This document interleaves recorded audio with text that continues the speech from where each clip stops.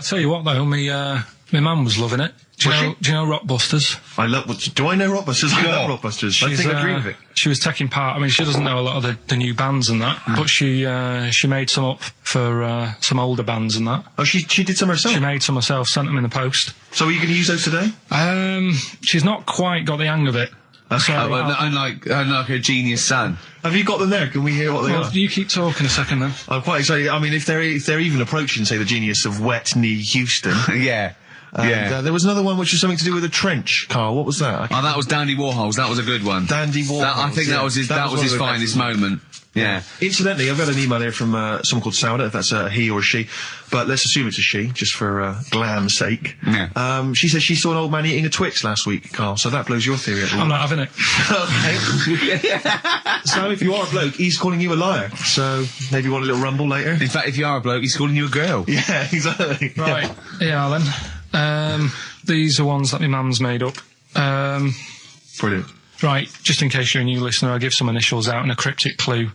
And it makes up a band, doesn't it? Yeah. Or a soloist. Yeah, not so much cryptic as what you're thinking. Go on. My mum sent this one. This group would be good at doing your hair. This group would be good at doing your hair. TP. Is there a group called the Hairdressers from the 60s? This group would be good at doing your hair. TP. TP. Is it the something? The Platters. The Platters. Yeah, that's all right. Yeah, so that's all right. Nice. Let's have a look. This group sound like dinosaurs. Group sound like dinosaurs. T-Rex. T-Rex. Yeah. I see what you mean. They're not so much cryptic, are they? This group... Don't leave her alone. They're good. This group likes being by the sand and the sea. This group likes being by the sand They're the Beach Boys, boys. Beach Boys. This band are called the Beatles. The Beatles. Hang on. We just have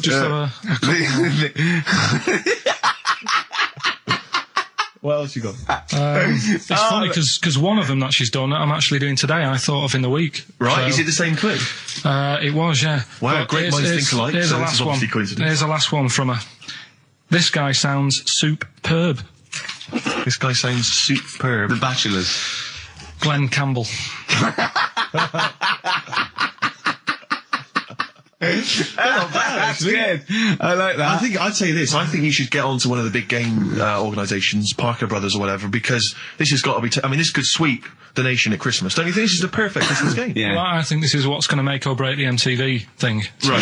Some kind of TV version. Yeah. I'm just thinking into ad breaks, coming up next is this band. Be careful though, Carl, because, make sure you retain the rights, because I can see this selling abroad. Yeah. And I can see someone coming along and taking the sort of like the Rockbusters and changing one word and making another game out of it and just using the same format. I don't know. I can't think of something there, but they could change. So sort of like they change the word rock to something else and have it. What could it be? Brick, block? Yeah, and so you have to, you know what I mean? So be careful, because Blockbusters will never work. look at his little face. So we're doing that later. Got some good prizes. Okay. We'll talk about the prizes about that in a bit. Yeah. Educating Ricky. Yeah, got that. We've got the woman who's got a ghost in her house. Yeah. It's a shame she's not here live, because I feel like I want to ask a few questions, Rick. I don't know about you. Don't worry, I've covered it all. You've covered it all. Go on. Yeah. So. Yeah, play a record. I'll tell you what's also interesting, Rick. The prizes we're giving away this week on Rockbusters. We got for you David Attenborough's The Life of Mammals. I don't know, is this a new show? Is this on TV at the moment? Is this like a new thing? So that looks good. It's like a double VHS thing there. We've also got a U2, the best of their 90s videos, even better than the real things on there. Mysterious Ways, Beautiful Day, Electrical Storm, the new one. Stuff on there, that's on video. We've also got a couple of CDs, The Smashing Pumpkins. I think this is sort of alternative versions of a lot of their hits and stuff, live versions and stuff like this. Johnny Cash's current album, possibly his last. We don't know, because apparently he's not very well at the moment. That's an album of covers. Yeah, well, not all covers, some of his new stuff as well, but he's done covers of things like Personal Jesus by Depeche Mode, and Desperado, and Bridge Over Troubled Water. And the great thing about Cash is I read an amazing review where it says it's like he always makes them his own. Do you know what I mean? It's like you can't even remember the old version. Desperado by the Eagles? By the Eagles, yeah. I'd like to play that, just to hear that, because I haven't heard that. We'll play that and then give it away. These are actually good prizes, Carl. prizes. We've also got, including a small miniature 3-wheel car, an Only Fools and Horses video. I think this is the special that was on Christmas TV last year. So if you're one of the people who didn't see it, I mean, wasn't there like 22 million people watching? Ridiculous, yeah. If you're one of the people who, desperately wants to see it again, I know I do. And wants a small yellow car also wants thrown a small in. Car, then there it is. And also, another of these compilations, arbitrary compilation albums, the best chill-out album ever, Rick. Sure. If you're a fan of the Levi's Freedom ad... I love the Levi's Freedom ad. Then the track that... I hate the music to it, though. No, well, that's a shame, because it's included on here. Rick, how much do you love the Volvo TV advert? Love it. Because that hate the music again though. Why? That's a shame because that track is also on here. Okay, sure. But there's also stuff on here. There's some interesting stuff. There's Pink Floyd. There's Coldplay. There's Roy Scott. So it's probably worth it. I love Pink Floyd, except the music again. So it's a bit of a bind for me. That's a whole heap of treats. And that's the winner of Rockbusters. That's the winner of Rockbusters. Coming up after the adverts. Okay. Yeah. I'm Ricky Gervais, obviously, with me, Steve Merchant, and Karl Pilkington, which is what Heat write about, really. Carl's the main man. Think of Karl a year ago. He was just sitting in that room going, all right, I've done this. Whoa, XFM. It's good, isn't it? Yeah, it's like a music bed. Brilliant. Comes on the show. We start taking the piss out of him. People start going, oh, who's the idiot you've got in? And we go, it's Karl. And they go, we like him. He's a fool. I go, yes, he's a fool. He's a pet buffoon. And they go, well, let him speak more. Right? And they're going, don't let him talk, XFM, the fat cats. Oh. And I said, I'm a rebel and I'll do it my way. Rick, can I ask, did you stick it to the man? Yeah. And then MTV call up. Yeah, Heat are writing about him every week. Yeah. He's just been doing film for the BBC. There's some rumours he might be the new James Bond. Yeah. Is he in lovely McVitie's original digestives? Are we allowed to? Can I, if McVitie's are listening, I love these biscuits. Yeah. And he's got the best. If the Spearmint Rhino strip clubs are listening, I'm a huge fan. Right? And he's got Rockbusters to come. Yes, I should just ask, the few people have asked me this, and there's also an email here from Rich. People are saying they've seen some of the posters and the adverts of advertising the show, plugging the show. Why aren't you on the posters, Karl? And it is your choice, isn't it? We did ask Karl to be involved. But he is actually. It's like, where's Waldo? He's actually. Is he there? He's in my trousers. Karl, you don't like having your photo taken. No, you're not seeking the publicity. No. I reckon you are secretly. I don't believe you. No, he's right. He's totally right. He's doing it just right. But I think there's a fine line to be drawn that, if you like being in, around radio, you've got and you want your own show, or you enjoy talking and they just happen to be filming you for MTV, that's different. I think what you just avoid is going to silly celebrity bashes, having your picture taken for the sake of it. I mean, I think you're right, but I think you should do the screen test. On a serious note, I think you should do the screen test. Just because it might be fun, and if it's no good, they won't do it. And you can stop any time you want. No one has to keep going on telly. I just think we're going to lose him. No, we won't lose him. Listen, right? I'll always be part of this.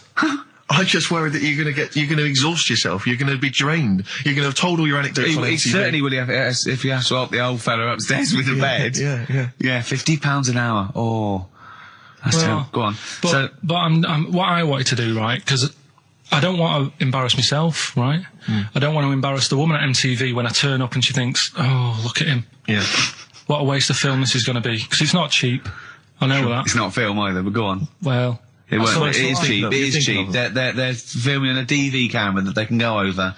If it's no good, they won't show it to anyone. It'll be great. It's just what they want you. Honestly, I can just see you doing little things, just like popping up, between the records and going, all right.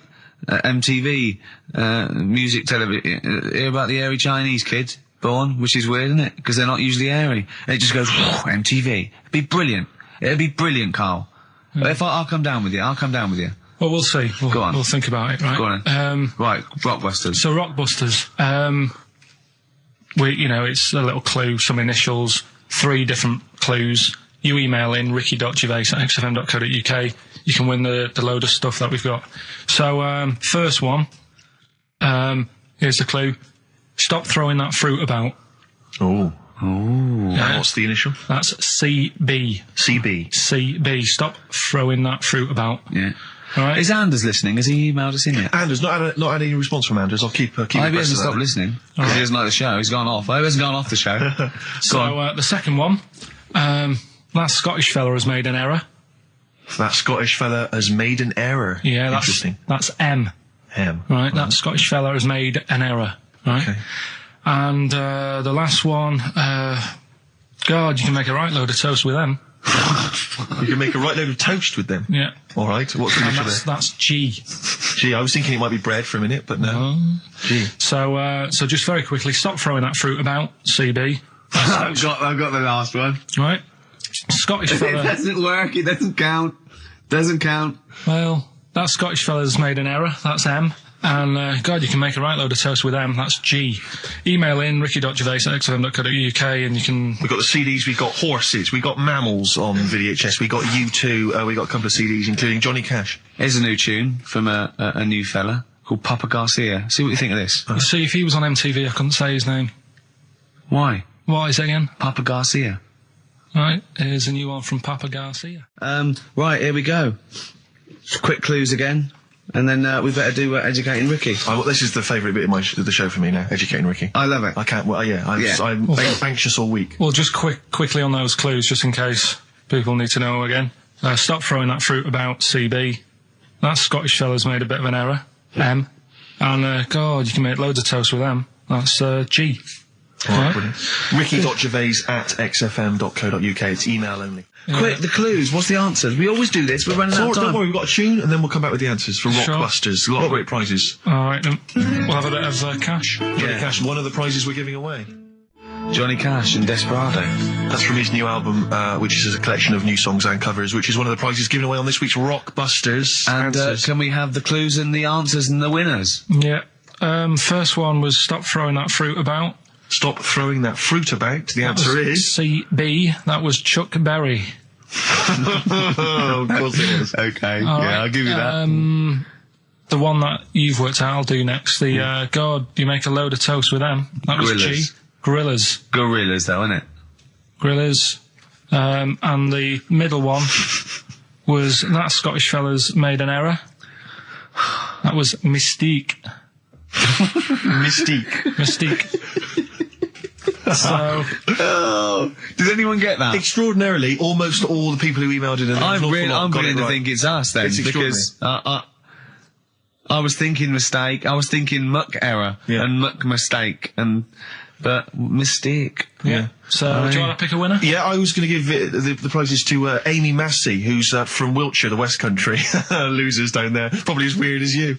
Yeah. So she's won, and congratulations to her. I'm assuming she's listening online or maybe via some kind of... We must have a lot of listeners outside London, because all these are from Norwich and... Have we got any listeners in London? Places, it's where there's a lot of inbreeding. There's nothing else to do. Exactly. Norwich and Wiltshire. Well, cheers for that, Amy. Well done. He waved then when he said that. He did, yeah. He waved. He's working. No, he's working, getting ready for TV. Of course he is, yeah. Oh... Rockbusters. Yeah. We've really G'd up, so that's coming up, the thing that's not that good. Yeah. Look forward to that. We've got some bits coming up. Rockbusters. Yeah. Rick, can I just explain some of the prizes we got here for Rockbusters? Because I just want you to try and picture, if you would, the kind of XFM listener who'd particularly want this collection of gifts. You've got the best chill out album ever. This is the one, as I said before, that's largely made up of songs you may have heard in adverts. Sure. So you've got the Volvo advert on there. Yeah. You've got the T-Mobile TV. T-Mobile. Brilliant. That's on there. So that's Roy Club. So look forward to that. Yeah, again, just imagine which XFM listener is particularly looking forward to Top of the Morning with Terry Wogan, his 2-disc set there. You've got, it starts with, we've got the Bangles on there, we've got Billy Joel, River of Dreams, Shine On by Mr. Christopher. So just look forward to that.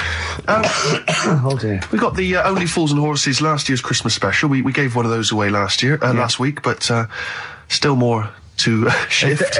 Do I spy a little free Yes, there's a little free 3-wheel trotter independent trading 3-wheel car, so that's there as well. So as I say, if you like fairly mediocre comedy, little Jonathan Ross's face there on the back, and maybe you also want Jerry Halliwell's Body Yoga DVD, Rick. So sure, that is that's good quality. And then just a few token XFM kind of things. We've got the Manic Street Preachers DVD and the U2 best of. And tell me, Steve, how do the lucky listeners win these? Rick, I'm glad you've asked. What they do is they email in with the answers to Rockbusters, which is a quiz. Hold on, man. How do they email if we don't know the email address? Rick, again, thanks for asking. Thanks for flagging that up.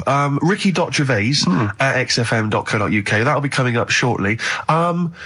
Try and get into the mindset of Karl Pilkington. A lot of people have been trying to email in answers, trying to think through kind of logically, or maybe based on the rules that they've picked up over the years. Or when he says it in a cryptic clue, they believed him. Exactly. Yeah. So you've just got to think more like a mentalist to try and get winning. First of all, right, the prizes that I source every week. Explain yourself. What I said to you we're doing between now and Christmas, because this is just a few weeks till Christmas. Right. I thought I'd make up sort of family packs. Okay. That the winner can have something. Say like there's a nice U2 album in there, right? So the winner might want to keep that, but they can get rid of the Jerry yoga thing. They can give Only Fools Nurses to Uncle. To the dad. To the dad, yeah. I think the mum would love the Terry Wogan. Yeah. The yoga for your sister. Right. Yeah. And all that. So that's what you thought through, was it? Or was it that there was a load of junk in the office? Or did you scoop them up with 2 arms and it's as much you could carry down the corridor? Yeah. A little bit of that.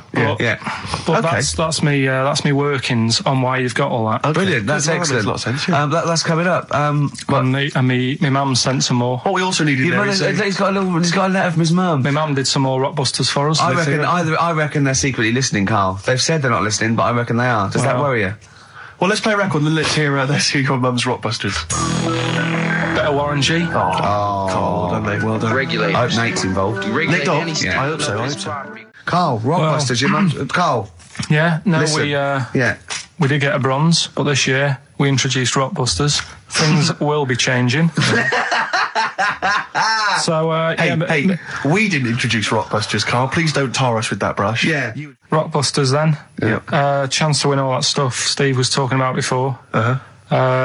We give initials and a cryptic clue, and it's a band, and there's 3 of them, and you email in ricky.gervais at xfm.co.uk. Yeah. Right? Do you want some of my mums? Well, I think before you give us your own, we should hear your mums, just to sort of set the tone and for people to get their heads around the whole idea. She sent some more. They're still not that up to scratch. First one, this group are nice on toast. Marmalade? Jam. Yeah. Which one? Jam. Okay. Marmalade would have worked. Marmalade's just as good, yeah. This man liked his wine. This man liked his wine? Dean Martin. What? So no cryptic clue, just a man who drinks? Yeah. But isn't there like a myriad of rock stars who like booze? I liked his wine! I don't think anyone would have ever got that. That's fantastic! This man liked his wine, Dean Martin. This man liked his golf. Clubby chip face. No, Bunker Smith. Bing Crosby, yeah. He liked his golf. Yeah, that's genius. This man liked his wine. Just a couple more. Hope you're not speeding when you meet these. The police. Oh, it's great. And is there any other good ones? Sounds like these lads work for the hospital. The porters. Say that again. Sounds like these lads work for the hospital. Jerry and the Pacemakers. Right. So we'll Karl, I have to say, if there was ever in the future any doubt that you were your mother's son, that would pay that. Believe me, you are a chip off the old block. Well, let's so we have a little record and then educating Ricky and Rockbusters. So the show really starts. Of the prizes. Jerry Halliwell's yoga video, DVD, I think it's the latest one in that particular series. So if you've already worked yourself up to, you're looking pretty good, but there's still a little bit of flab maybe around the arse or breast area, then Jerry can help you out there. Yeah. We got Only Fools and Horses. This is the Christmas special from last year. Jonathan Ross was giving that well on his morning show this morning. I don't know if they're just trying to get rid of him. Top of the morning to you from Terry Wogan. That's his 2D CD. I'm sure they were giving that away as You've well. got the likes of Love Theme from Top Gun, obviously Take My Breath Away by Berlin, that's on there. What else we got? We got the Pretenders, you mentioned them earlier. Alison Moyet's on there. Annie Lennox featuring Paul Simon. Still call her Alf. Loaf is on there. I'm talking of the meat variety, obviously. Miss Tina Turner on Silent Wings. There's an incredible selection there, perfect for saying mum or a deaf aunt. That's the Manic Street Preachers Greatest Hits DVD. Aunt, anyway? How's your aunt, the one who farted for 5 minutes, Karl? Also got the U2. It's not been that well. What's up with it? The best chill out album ever. Is she alright? Yeah, she'll be alright. Yeah. Okay, guys, so that's the prizes up for grabs. So we were having two conversations there. I think we're a little bit too relaxed in this show. Sure. But at the moment, we've got Rockbusters. Okay. So these are mine. Number 1, you've been dunking that for too long. That's LB. Right, so... Oh, God, that's too easy. That's too easy. I always tease them, don't I? I give them something to make them feel like they're going to win something, and then I hit them hard with a tricky one. That doesn't make sense. Yeah, go on. So, the first one, so that's the cryptic clue for a band or an artist. Their initials are LB, and the cryptic clue, you've been dunking that for too long. Yeah. So that's the first one. Second one, you won't be able to play that game in this pub, because the table ain't big enough. Right? Could be an old artist, could be a new one, could be a band. What's the initials? FD. Alright? FD. You won't be able to play that game in this pub. The table ain't big enough. And the final one, well, I've had a rubbish day, so I'm happy it's over. Right? Yeah. That's the third cryptic clue, the initials being GK. Right? Yeah. Well, I've had a rubbish day, so I'm happy it's over. They're the 3 clues. All you got to do is email in ricky.gervais. That's great. That's genius. Which one? The last one. All right. That is genius. That's the best one you've ever done. All right. Ricky.gervais. That's great. I don't know the middle one. .co.uk. Okay. Email in them 3 answers. You win the stuff. Well, cheers for that, Oliver. Olivia. Yeah. Don't see your email coming up with the Rockbusters answers, so you better give us the answers let's again. give them out. The first one was you've been dunking that for too long. Yeah. That was LB. Limp Bizkit. Limp Bizkit. Yeah, got that one. The third one, we'll jump to that one because you've got it. Well, I've had a rubbish day, so I'm happy it's all over. That was GK. That's a great one. That's Glad It's Night. Glad It's Night. That is brilliant, Carl. And the one that you're both having a problem with, you won't be able to play that game in this pub. The table ain't big enough. FD. Go on. Fats Domino. Yeah? What? The dominoes, you play dominoes in a pub. The dominoes fat. Pub tables are quite small. You won't be able to play that game in this pub. Fats Domino. Rubbish. So, do you want to pick a winner? Rubbish. Well, you say it's rubbish, but plenty of people got the right answer. Rubbish. Who do you want to go with? The bunch of slightly rubbish prizes is going to Elliot K from Cheekwell in Essex. Well done to Elliot. Have you to do the prizes for the prizes? Okay. All right, so screw those who are less fortunate, is what TV's Ricky Gervais thinks. Rick, I know you're a big fan of the likes of Bryan Adams, Robert Palmer, Alien, Ant Farm, and obviously ZZ Top. Yeah. And so you'll be enjoying the best air guitar album in the world ever, Volume 2. Yeah, sure. Fantastic. Well, Volume 1 wasn't enough. There wasn't enough. Exactly. Again, we've seemed to be able to give one of these away every week. Are you just not sending these out? I mean, these are the same prizes we started this game with, I think, a couple of weeks back. Are you just not sending the prizes out? Yeah, but I want to give, like, more people a chance, because if 1 week they listen in and think, God, I wouldn't mind winning that. Sure. If you've got more copies of it, they'll go, well, I'll listen next week. Okay. Yeah? Brilliant. Yeah. So again, this is one of those, the best songs you've heard on an advert ever albums. Mainly mobile phones? Mainly mobile phone adverts, yeah. Although there is the Smash Mouth one, which was used in the Ford Fiesta TV. Oh, yeah. Walking on the Sun or something. I forget what it was. The Smashing Pumpkins album that we've given away in the past again. Obviously got a bulk order of those that can't shift them. Wild Weather. I don't know who's interested in this. This is that a double box set VHS of different weather? That's amazing. Yeah, there's that is two amazing. cassette tapes there. It's presented by Donna McIntyre. It's a thrilling trip with the most exciting forces of our wild and turbulent world. So I'm right in saying it's a double VHS stuff like video set of different weather? Yes. Brilliant. Yeah, no, it's got, includes the fastest winds, the hottest desert, and the biggest rain machine on the planet. That's on there. I think you have to. God. I wonder if I hope they're bringing out another box set, Soil. Yeah, absolutely. Just goes through different mud. And this you may be of interest. I've read good reviews of the DVD of this. It's a 2-disc set. The Wicker Man, the classic 70s film, but it's got a bunch of extras in there. That is actually quite That's actually worth having. I would probably throw the rest away. But the Wicker Man, get it on DVD, and it's quite very interesting. Yeah, but you'll enjoy that. So this is Rockbusters, is it? Yeah, all that's for Rockbusters. Brilliant. Well, I say get the ball rolling now. What, of Rockbusters? Yeah, get the ball I rolling. don't know. I mean, tease them, Rick. Don't sort of spunk all the good stuff early on. I mean, that's dynamite. You can say spunk. I can't. Go on. Well, we've got. Actually, it's quite good moving it about because we might have some new listeners here. Yeah, I would have also. Yeah, not after last week. No. Right. Okay. So if you haven't heard it before, I'll give you some initials. It's like initials of an artist or of a band. It's Blockbusters. And a cryptic clue to who the band is. There's 2 easy ones, 1 difficult one. First one is That'll Never Get Off the Ground.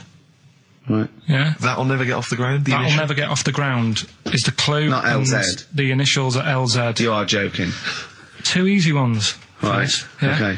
Right, and then you've got that woman's got her husband's gloves and a pair of her own. Right. Say it again. That woman has got a pair of her husband's gloves and she's got a pair of her own. That's HH. Right? Bit of a difficult one. And then the last one, you'll get a right load of bacon off them. Right? You'll get what? A right load of bacon off them. That's L. L. Yeah, so once You'll again, get a very right quickly, load of bacon off of them. You'll get a right load of bacon off them. So first one, That'll Never Get Off the Ground, LZ. That woman has got her husband's gloves and she's got a pair of her own. That's HH. Brilliant. And you'll get a right load of bacon off them. That's L. And it's an email only competition. Email only. ricky.gervais@xfm.co.uk, and we pick a winner before the end. So And you can win Winner, Wicker Man. the weather. Best of the weather. The best of the weather. That would be amazing. The best of the weather. As a compilation, Channel 4. Exactly. No, winds light to variable. I love 1976 Remember this weather. one from August 1979? Warm, isn't it? Oh, this is warm, isn't it? Oh, The best of the Carl. weather. You forgot to read your mum's clues out, didn't you? yeah, These are just for fun only. This is Carl's mum. She listened one week and now she sends him a little example of Rockbusters every week. she's got what did she send? This group would go well with your Christmas dinner. Cranberries? Yeah. They make a few good cupboards. They make a few good cupboards. Yeah. Carpenters. I was thinking of EMF. I was thinking B&Q. The B&Qs. This group thinks of lots of things. This group thinks of lots of things. Yeah. Go on. Imagination. I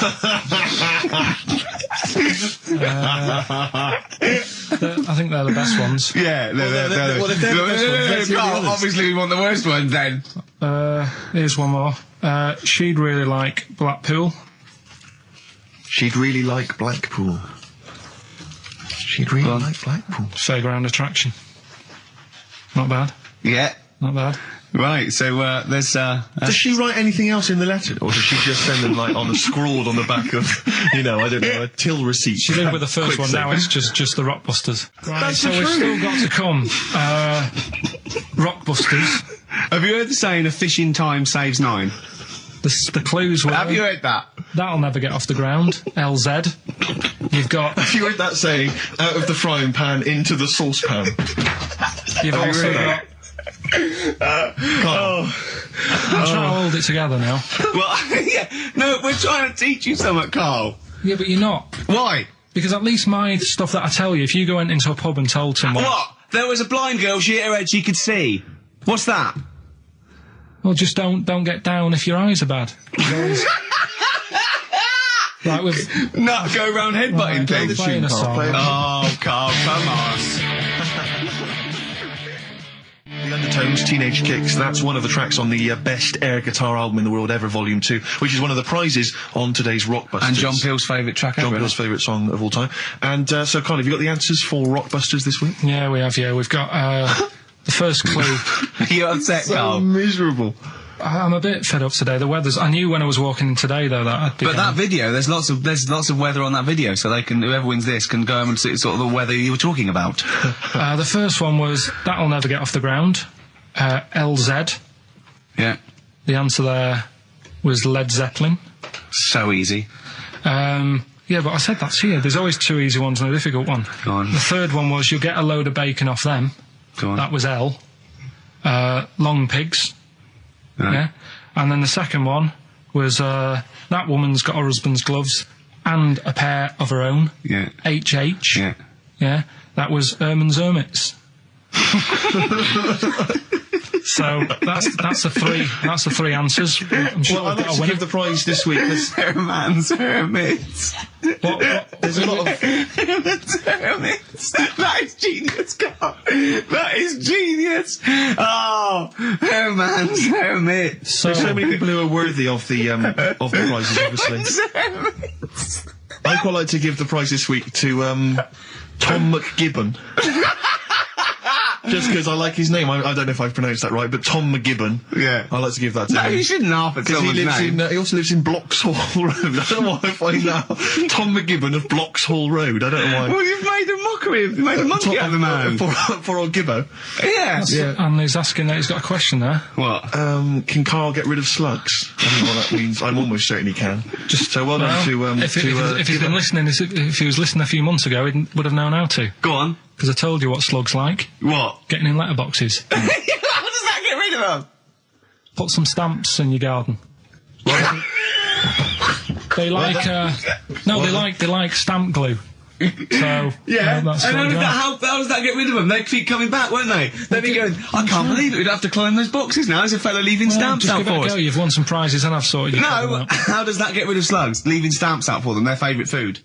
And then we've got a Christmas edition of Rockbusters, which I found out yesterday. Go on. Channel 4 have ripped it off. Go on. It's on their teletext thing. That's outrageous. Yeah, on their teletext page, someone said. What are they doing then? Like Rockbusters, they're copying the format. You sure they're not copying Blockbusters? No, it's someone said it's a cryptic clue of a band and that, and initials, and you work it out. That is despicable. I mean, we should investigate this. So they've fundamentally ripped off the idea of being allowed to do a cryptic clue to guess a band. Yeah, but they sort of clever cryptic clues. They certainly ripped you off then, have they? I'm just saying. Rockbusters. Rockbusters, but tell the prizes, Steve. Yeah, we have got Christmas some, gift. This is Christmas gifts. I don't know if you'll receive them in time to actually pass them off as gifts. I wonder if I can tell that Ross Noble story that he told us. I don't know. We'll have to discuss that when the record's playing. Okay, all right. Okay, so you heard a track from it just then. This is the XFM Christmas album. I think that's been knocking around here in the office for years, hasn't it, Karl? Or is it new this year? It was brought out about 2 years ago, but the Christmas songs are Christmas songs, timeless, songs. Yeah, it's not bad. There's got bands on there like the Dandy Warhols, the Webb Brothers are on there, Drugstore, Ben and Sebastian, Flaming Lips, all sorts. So we've got that to give away. We've also got this Smashing Pumpkins compilation, which that seems to be knocking around for weeks. Another one of those 50 years of the greatest hit singles. I don't know, Culture Club's on there, Queen, obviously. I've just seen the cult film. Yeah, the cult film will come back to you shortly. This, I think, is one of the most exciting gifts. If you have a video player and you want to get trim, then surely Big Brother 3 champion Kate Lawler and her cardio combat video, in which I think she uses kind of, military kickboxing training to get you trim and taut and looking as good as her. Then you can get that as well. We've also got a exclusive 7-inch single from the White Stripes, a kind of Christmas single. Is that from them? Yeah. That must be quite rare. That's probably the only thing. That is rare. That is worth something. And the current Badly Drawn Boy album, Have You Fed the Fish, which I think is slightly mediocre. They've gone up, actually. I think that the level of prices there has gone up. Not a bad selection, but here is the big movie. And actually, I have to say, this is not a bad one. It's not. Again, it's not terrible at all. It could be worse. It's James Caan in the original Rollerball, not the disastrous remake that came out recently, but the DVD version of Rollerball. So that's there as well. So something fairly interesting. That's worth winning. Right, come on then. Let's do Rockbuster. Well, will we play a song to give people time to get a pen and paper and that? Yeah. So we're doing it next. Rockbusters coming your way with all those great prizes. Yeah. Right, we're doing it now? That's right. I noticed Heat magazine sort of put a bit of a spanner in the works. Why? Because they were saying, maybe it'll be a Christmas edition of Rockbusters. And I'd already sorted them out. I wouldn't worry, Karl. Well, what I've done, I've cleverly tweaked them to make them Christmassy. So the Christmas bit in it has got nothing to do with it whatsoever, but I just thought... So you mean the clues have a Christmas element? Well, yeah. But it's nothing to do with the answer. It's nothing to do with the answer. Right. So why don't you just ask the normal ones and I'll ring a bell. I'll shake some bells. Well, it's the equivalent of that, but in sort of speech. Right. Brilliant. So the first one, there's a load of letters there asking for advice. Put them on Claire's desk. Oh, and have a good Christmas.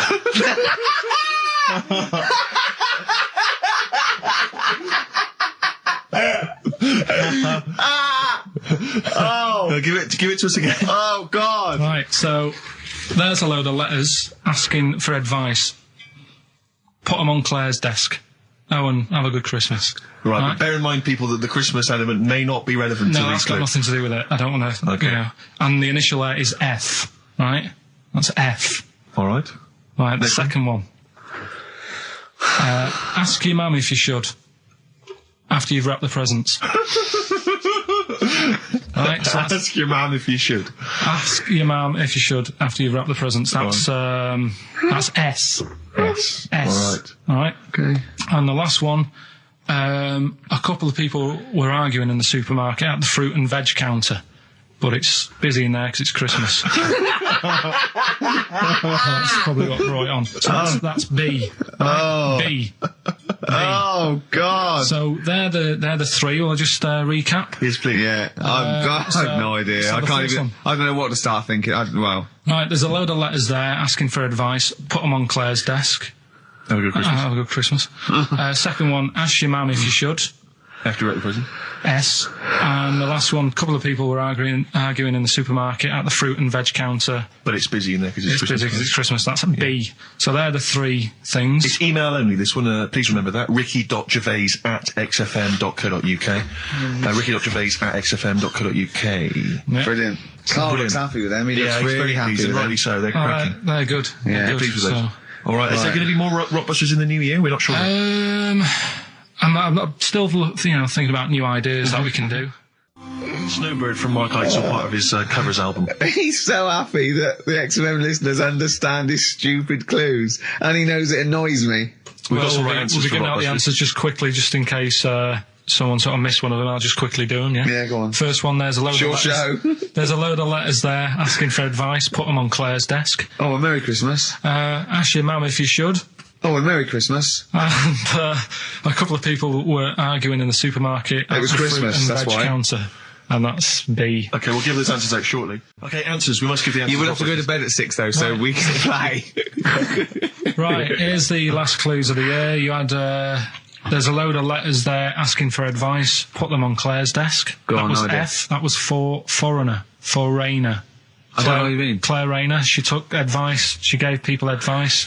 So that's a foreigner. That is shit. Right. I'm sorry. That might be Christmas. That is absolute A garbage. lot of people got the right answer. I know. Yeah, well, well, that they annoys got it me right. even Well, more. Number The two. second one, ask your mum. Foreigner. Yeah. Foreigner. Second one, ask your mum if you should. That was S. That was Shalimar. Shalimar? Shalimar. Right? No, bizarrely, what was the clue there?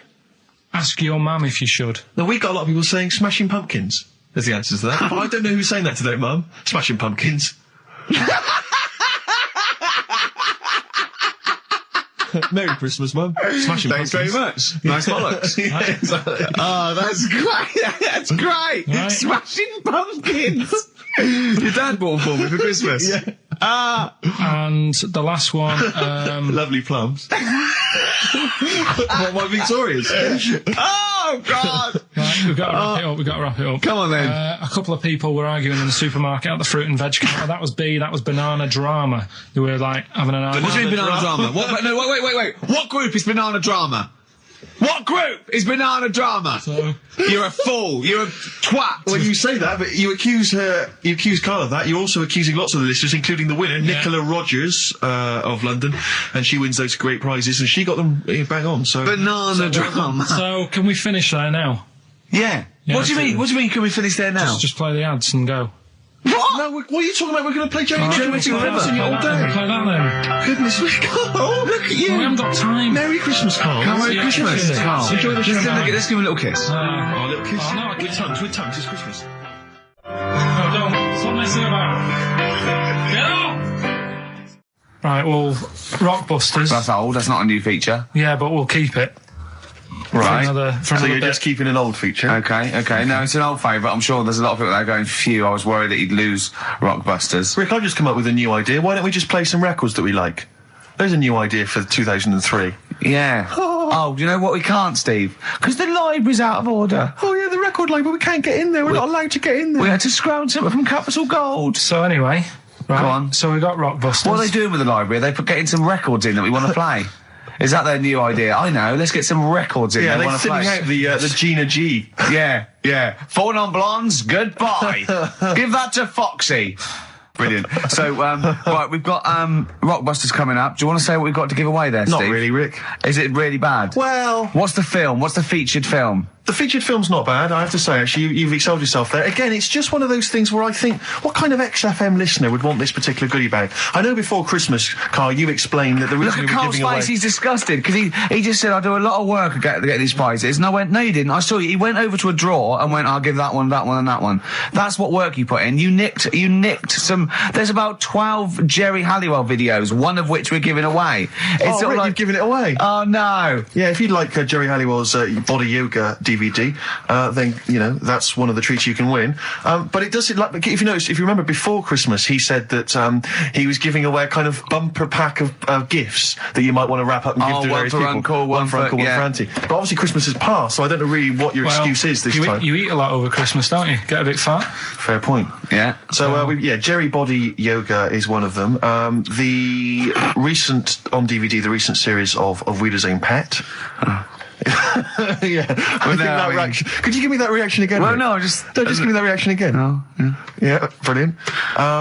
And actually, I have to say, this isn't bad at all. This is the very best of the Stone Roses CD. Well, you can't knock that. You can't knock that. In fact, I'll tell you what, we should play Elephant Stone at some point. Yeah, we'll have that. Go on. Madness. I think this is actually tunes from them and not from the musical, although it is tied into the musical. He went to see that musical. Anyway, prizes giving away. What's the competition? It's Rockbusters. We're doing Rockbusters. We're still doing Rockbusters. Oh, well, look forward to that. Do that in like 15 minutes. I need a bit of Coldplay first. I do, honestly. Really? Oh, dear. So, Rockbusters. Rockbusters, first one of the year. Do you want to explain it? Okay, so we've got some new listeners. Some new listeners. Might have. You never know. Chance to win some stuff. I give you like a cryptic clue and some initials, and it sort of makes up a band. So an easy one that we did at the start was an exploding pet, AK, atomic kitten. Yeah. Right, that's how it works. So there's 3 of them.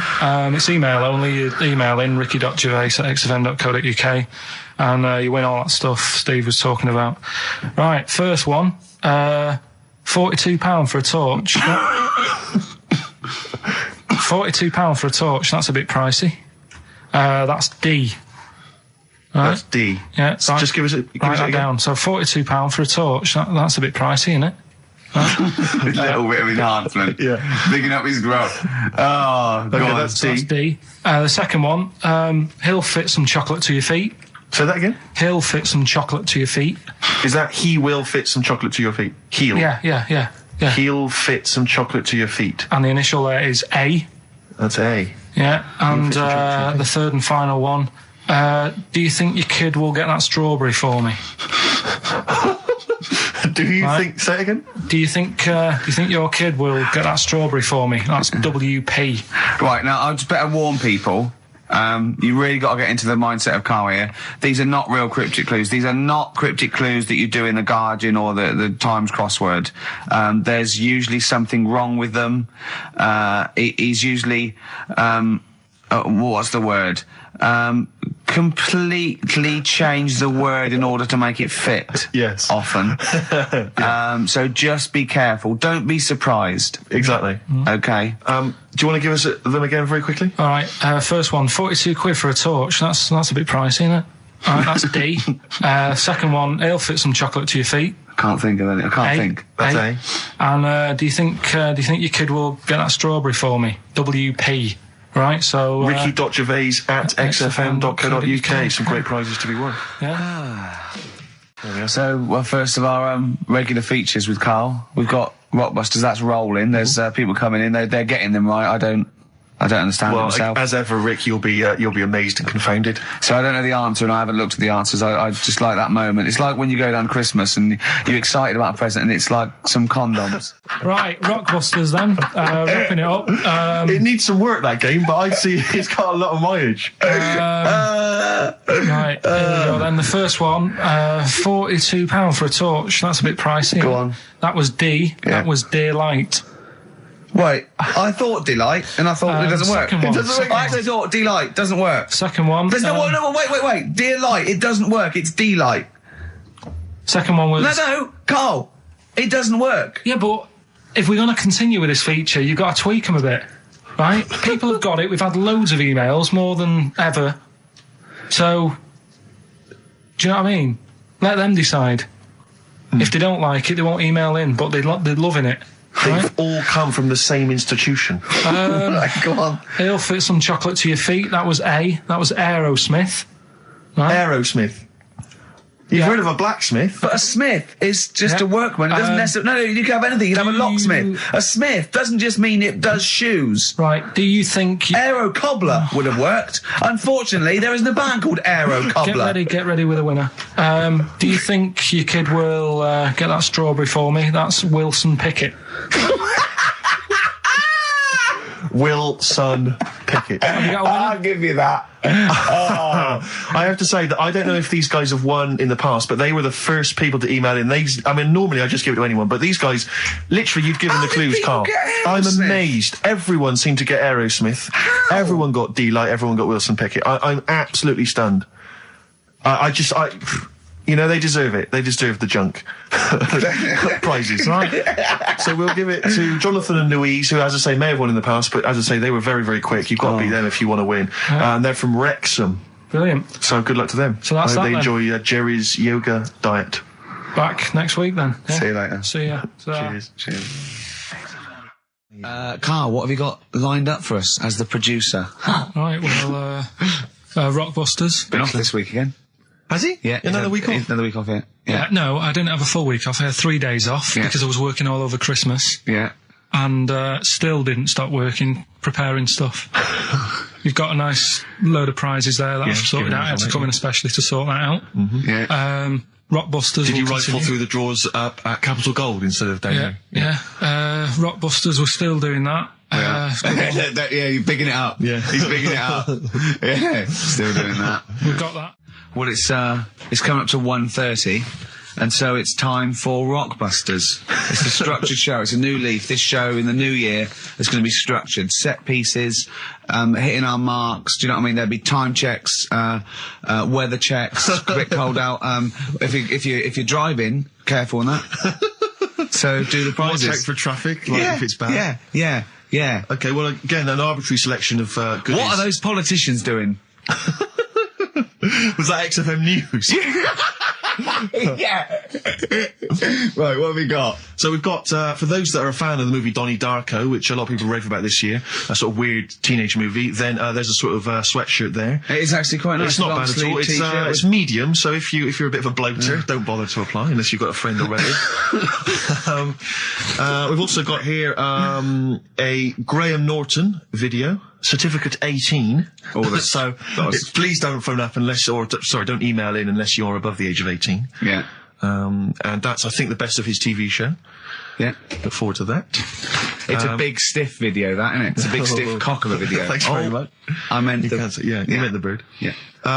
There's also a fairly mediocre British wartime thriller, Enigma, which a lot of people, it was hyped for a while, but it's actually interminable. I've seen it. The first series here of The Kumars at number 42 on DVD. I think that's award-winning, so that's available as well. We've got 2 CDs by the look of it. We've got Pulp's Greatest Hits, which I don't think sold very well, and so presumably they are giving that away. And Johnny Cash's current album, American For the Man Comes Around. There's some good cover versions there. Again, another big sell. A big sell. We're really pushing this. It's quite kooky. Johnny Cash here does covers of things including Personal Jesus. Oh, right. By Depeche Mode. We've got Bridge Over Troubled Water, his version of that, Desperado. And anyway, it's not bad. That's probably the best treat in that bunch. Right. And I'm assuming there's some questions there, Carlo. Yeah. Right, here we go. If you're a new listener, the way it works, I'll give you a cryptic clue and some initials, and it sort of makes up a band. Yeah. Makes more sense when you hear it, I reckon. Not particularly. Well, not really. Although people do get it. I just worry about the state of our listeners. Go on. Right, so there's 3 of them. You email in ricky.gervais@xfm.co.uk. It's email only. I repeat, it is email only. We are too lazy to answer the phone. Yeah. Okay, Here we go then. Number 1. There's normally 2 easy ones and a difficult one. Sure. So here we go. Number 1. Don't argue with him. He ain't going to change his mind. Don't argue with him. He ain't going to change his mind. Yeah, that's AA. AA. Yeah. So that's the first one. He's not going to change his mind. What do you mean, You've just got them written out, haven't you? Yeah, I'm just thinking about what the answer is, so I don't write the answer down. Don't worry, they get it. Yeah, don't worry. Well, you can't remember it. You came up with it. There's only 3. I know, it's weird, isn't it? No, it's not weird. It's incompetent. Right, the second one, anyway. I hope you get this. I hope you get this. Email in and tell us the answer. This is a shambles, isn't it? Hang on a minute. Keep going. Go on. He always gets what he wants and doesn't worry about anyone else. P. And you don't know You don't know that is? I'm sure it'll come to me once I see it on email. What do you mean? Once they get it, you'll agree with them? I'll know if it's the one I had down as the answer. This is brilliant. Imagine Jeremy Paxman doing that, going, yeah, University Times. Is that right? Go on. Right, so that's that one. Give us that one again. He always gets what he wants and doesn't worry about anyone else. P. But you're confused. I don't understand how you can be confused. Yeah. What's the final one? The third one, I'll have to put that woman in the oven. And that's AB. All right, quickly give us them again. Right, so the first one, don't argue with him. He ain't going to change his mind. That's AA. He always gets what he wants and doesn't worry about anyone else. That's P. And I'll have to put that woman in the oven. AB. All right. Okay. Ricky.gervais@xfm.co.uk. I'm going to play a classic track now by Neil Young, Alabama. It's beautiful. Neil Young, Alabama. Carl is still confused. He's waiting. He's biting his fingers, waiting for an email to tell him the answer to the clue he made up but can't get. I love that as an experiment. As a I mean, that would confuse psychologists, that you come up with something that you can't get. It's brilliant. Yeah, you came up with the question, you don't know the answer. And you expect them to, but you can't, and you made it up. Look at your face. Play some adverts. XFM. Honestly, Juan by Billy Corgan's new band there. Ex-Smashing Pumpkins. Sounds a bit like them, but I like it. It's all right, not bad. I like it. You would take to know, Rick, incidentally, that someone's got the right answer. So Carl really knows the answer, yeah. Brilliant.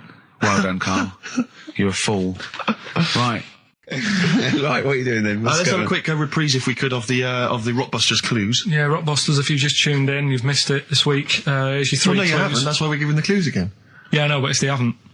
Eh? What? Safe, they've been busy. Just give the clues again. First one. God. Don't argue with him, because he isn't going to change his mind. That's AA. Second one, he always gets what he wants and doesn't worry about anyone else. That's P. Yeah. And the third and final one, I might have to put that woman in the oven.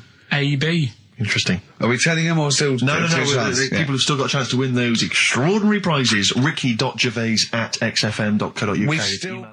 So the answers to this week's Rockbusters. Yeah. Will you give us the clues again and the answers? Yeah. The first one was, don't argue with him. He ain't going to change his mind. The initials there were AA. That's adamant. Yeah. All right. That's good. That's a good one. Second one, he always gets what he wants and doesn't worry about anyone else. That was P. That was Pixies. Right. Picks his. It kind of works, yeah. And the third one, I'll let you have that one. I'll have to put that woman in an oven. That was AB. That was Anita Baker. Anita Baker. It's good. Anita Baker. I'll let you have all 3 today. So you've done well. So do you want to pick a winner, Steve? Well done to Mark Leder from Bow. He wins those fairly mediocre prizes. Enjoy them. Oh, brilliant. Now listen, it's Rockbusters. I've got the prizes here. Rick, I'll be honest with you. I mean, we've given away some shoddy stuff in the past. This is the worst collection. Tat, is it? This is really scraping the bottom of the barrel, Carl. I mean, let's hold on. The how phones many are going more mad. of these can we give away? If you're still phoning, hang up, because we're not going to bother anymore. We're really sorry about that. Maybe email us or something. How many of these can we give away? Look at that. It's only Fools and Horses. It's the Christmas special from not this year, the year before. Yeah. I mean, we have given away so many of these. I imagine there's charity shops throughout London. Throwing them away. Yeah, throwing them away. Yeah. So we got that, dear. and if you didn't watch it, if you weren't one of the 20 million that watched it. Blue-eyed, fat-legged, purple-eater people, if they had a big and had a big boo. It's something like that. And once again, the best chill-out album ever, with, it's pretty much rubbish. It was a big boo. Actually, no, the songs were okay, but it's just basically a collection of songs you might have heard on adverts. So enjoy that. Oh god, this one again, the best air guitar album in the world, volume 2. This is no longer an entertainment show. This is three people chatting to each other now and again. Sometimes we remember it's going out. Sometimes we just take a call for our own amusement. I mean... It's the same price again.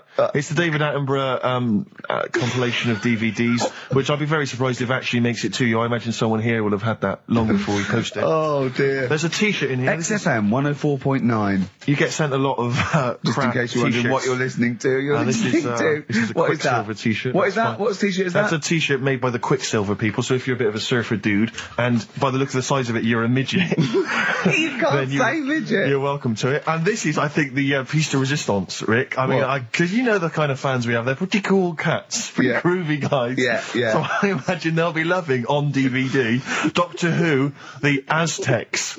That's one of William Hartnell, the first Doctor's classic episodes on DVD God. there.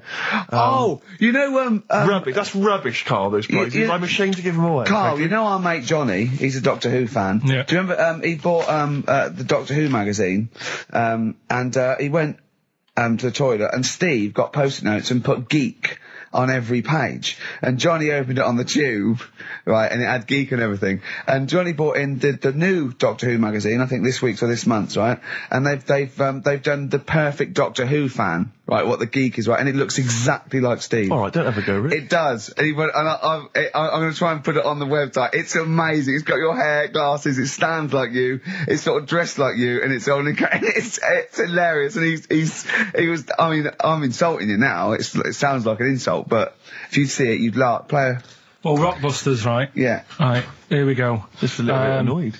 Just 3 clues. We've lost all the energy in this show, haven't we? Well, I can't get over that insult. I'm just a little... No, we did though. It just came out, no, I can be honest with you. Ricky came out of left field. I wasn't expecting an insult. No, and, but I think there was a sense of camaraderie on this. Just email in ricky.gervais@xfm.co.uk. I'm just annoyed. I can't what are we doing? I'm just reading out the clues. Should we let's put this one in for the Sony Award. Let's put this show in for the Sony Awards. Play a song, Carl, because I need to discuss things with him. I've talked before about him Edit slagging it down. Get this down to 3 minutes. It'd be a great show. Rockbusters in a minute. If Somebody you haven't heard the Rockbusters, might as well give them out. Well, let's check the emails working before we do that. Yeah, otherwise it's a complete... This whole show has been a sham and a farce and a waste of time. Well, I think they can take that as read. Rockbusters, then. We've got a problem with the email this week. Yeah. It's the least of our problem, I think. They're not coming through, so...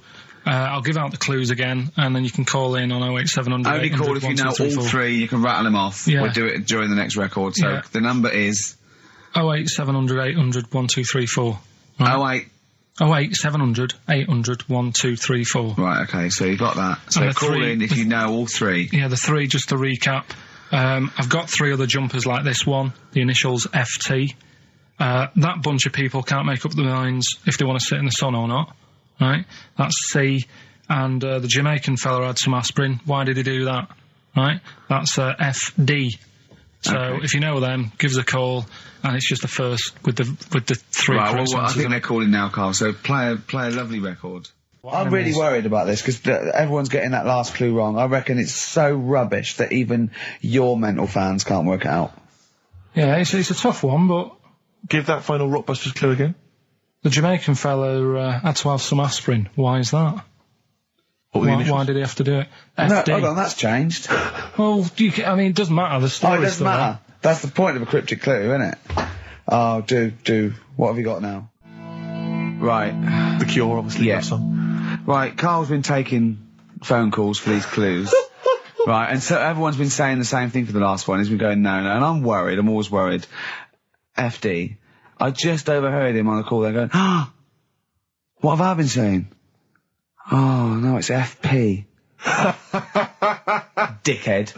Right, give me the clues out. It's a rollover. Right, tell people, we're really sorry to anyone who would have got that right. Okay, right, do the clues quickly. Tell them it'll be a rollover, so we have to do 3 new ones. Do you not write these down, I don't write the answers down in case Ricky looks over the thing and sees the answer. Why would I cheat? I'd rather you do something right with your life. Right, well, the clues were, I've got 3 other jumpers like this one. Yeah. That was FT. Yeah. You got that, 4 tops. Yeah, that's all right. Good, well done. That bunch of people can't make up their minds if they want to sit in the sun or not. That was C. They were getting that. That was charlatans. Charlatan, right? A bunch of them, charlatans, right? What do you mean? What's Charlie? No, it's like, shall I go out? Shall we? Charlatans. They got it, right? Where I went wrong with this one, the Jamaican fella, he had to have some aspirin. Why? It's my fault, you know, I'm not cutting, there's no point passing the book or anything. I said FD. A lot of people were saying, Fred Durst, like, forehead hurts, which is a good one. Yeah, which would have been as good as any of yours. But I made an error, so we'll roll it over. No. What is the answer? What is the answer? Jamaican fella what? Add some aspirin, why do that? What's the thing? FP, it was Frida Payne. Frida Payne. Frida Payne. Frida Payne. Frida Payne. That's awful. You've got to write these down next week. I'm sorry, you're the producer. I know, but I've had a busy week, haven't I? That's not an excuse. That isn't an excuse. Our excuse is we don't care. Yeah. You do put care. the work in and then make a mistake. Yeah. It's better not to try than try your hardest and be rubbish. Do you see what the point? We don't care. But you've got standards. Yeah. And you're not meeting them. Think of that. You're not even reaching your standards. God. Right, well, that's that, I guess. Well, the prizes will be giving those away next week. Again. Just completely... Song for the ladies to end the show with. It's from Nick Cave's new album, Nocturama. This is a track called He Wants You. Back next week. Remember, Frida Payne. Rockbusters, we've got some great prizes. Well, have you seen them yet? No. Be careful. They're not going to be great, I just peeked in, and all I'm going to say to you is, Fools and Horses Christmas special? Not the little one with the little car. With the little car, yeah. Brilliant. That is excellent. Carl, what have you got to say for yourself? Hold on, it was a rollover, wasn't it? Because you really mucked up Rockbusters last time. What was he doing? It's saying FP for the whole thing. No, FD you were saying, and it was Frida Payne. Have you written the clues down this week? Because that seems like an obvious way to improve this. Yeah, I'll write the clues A week down. before he couldn't remember what the answer was. Yeah, yeah.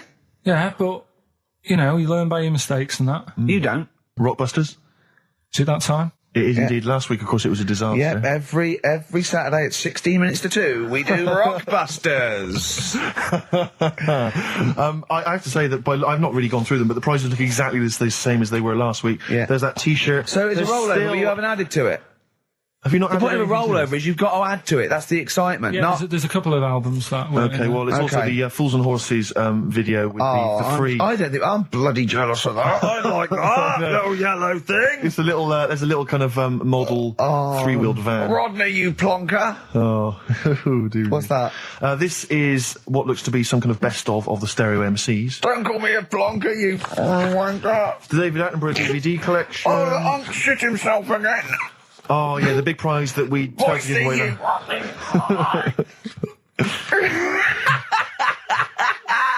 Best chill out album.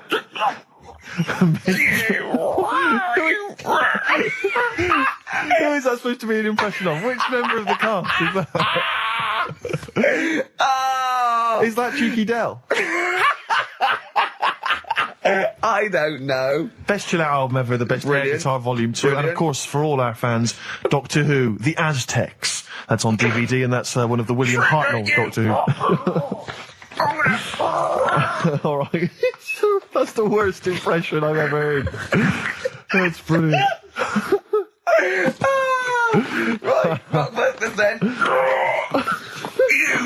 Right, then. Right, three cryptic stuff. Oh, come on. Right. Rodney, Three. I can't do it. No, come on. Right, three cryptic clues. Some of which may be wrong. Yeah, and don't take the letters literally. Yeah. Right, go on. And some initials, and it makes up a band. So here we go then. There's 3 of them. You email in ricky.gervais@xfm.co.uk. Yep. Right, here we go then. Sure. Number 1. The weather stinks, doesn't it? The weather stinks, doesn't it? Yeah. That's R. That's R. Right. The weather stinks, doesn't it? Yeah. Second one. Look, Grant, just get on the boat and help us out. All right, give us that again. Look, Gran, just get on the boat and help us out. Look, Gran, just get on the boat and help us out. What's the initial? R again. R again, interesting. Yeah. And then the third one, if you're going to do that with your drink, I'd let it settle for a bit before you open it. CK. CK. All right. What's more? So quickly, all the way through then. Number 1, the weather stinks, doesn't it? That's R. Look, Grant, just get on the boat and help us out, will you? That's R as well. And then the last one, if you're going to do that to your drink, I'd let it settle for a bit before you open it. CK. ricky.gervais@xfm.co.uk. Brilliant. Rockbusters, right? Can I just recap? Yeah, because actually I have to say you've really stumped people this week. Yeah. Well, either that or they just can't be bothered anymore. Well, they're wrong again. No, right. I think the prizes are so pitiful they can't be asked. Let me just explain it again, just in case they don't understand it. It's a cryptic clue, right?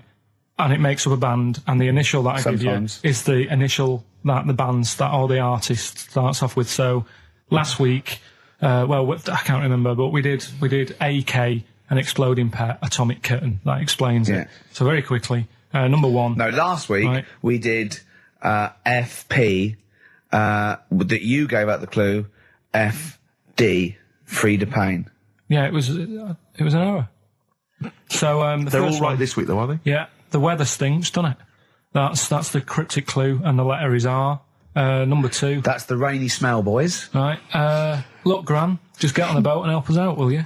That's R as well. And the last one, if you're that's rigging nanny. If you're going to do that to your drink, I'd let it settle for a bit before you open it. That's CK. Right. ricky.gervais@xfm.co.uk. Will we give out the answers for... Let's do that after we've played the next tune. I have to say that I'm wondering if Rockbusters, like Do We Need 'Em, is beginning to run its course, because this week we've had very, very few right answers. I think you're just getting too complicated. Yeah, because his clues and his answers are rubbish. Why don't you start doing proper ones? These are good. We started off easy. If you remember. I think some of them are a bit tortuous. They don't work. Some of them don't work. Come up with some stuff then. Let's play a tune. Well, I have. And we'll come back with the Rockbusters answers in a second. You haven't come up with anything.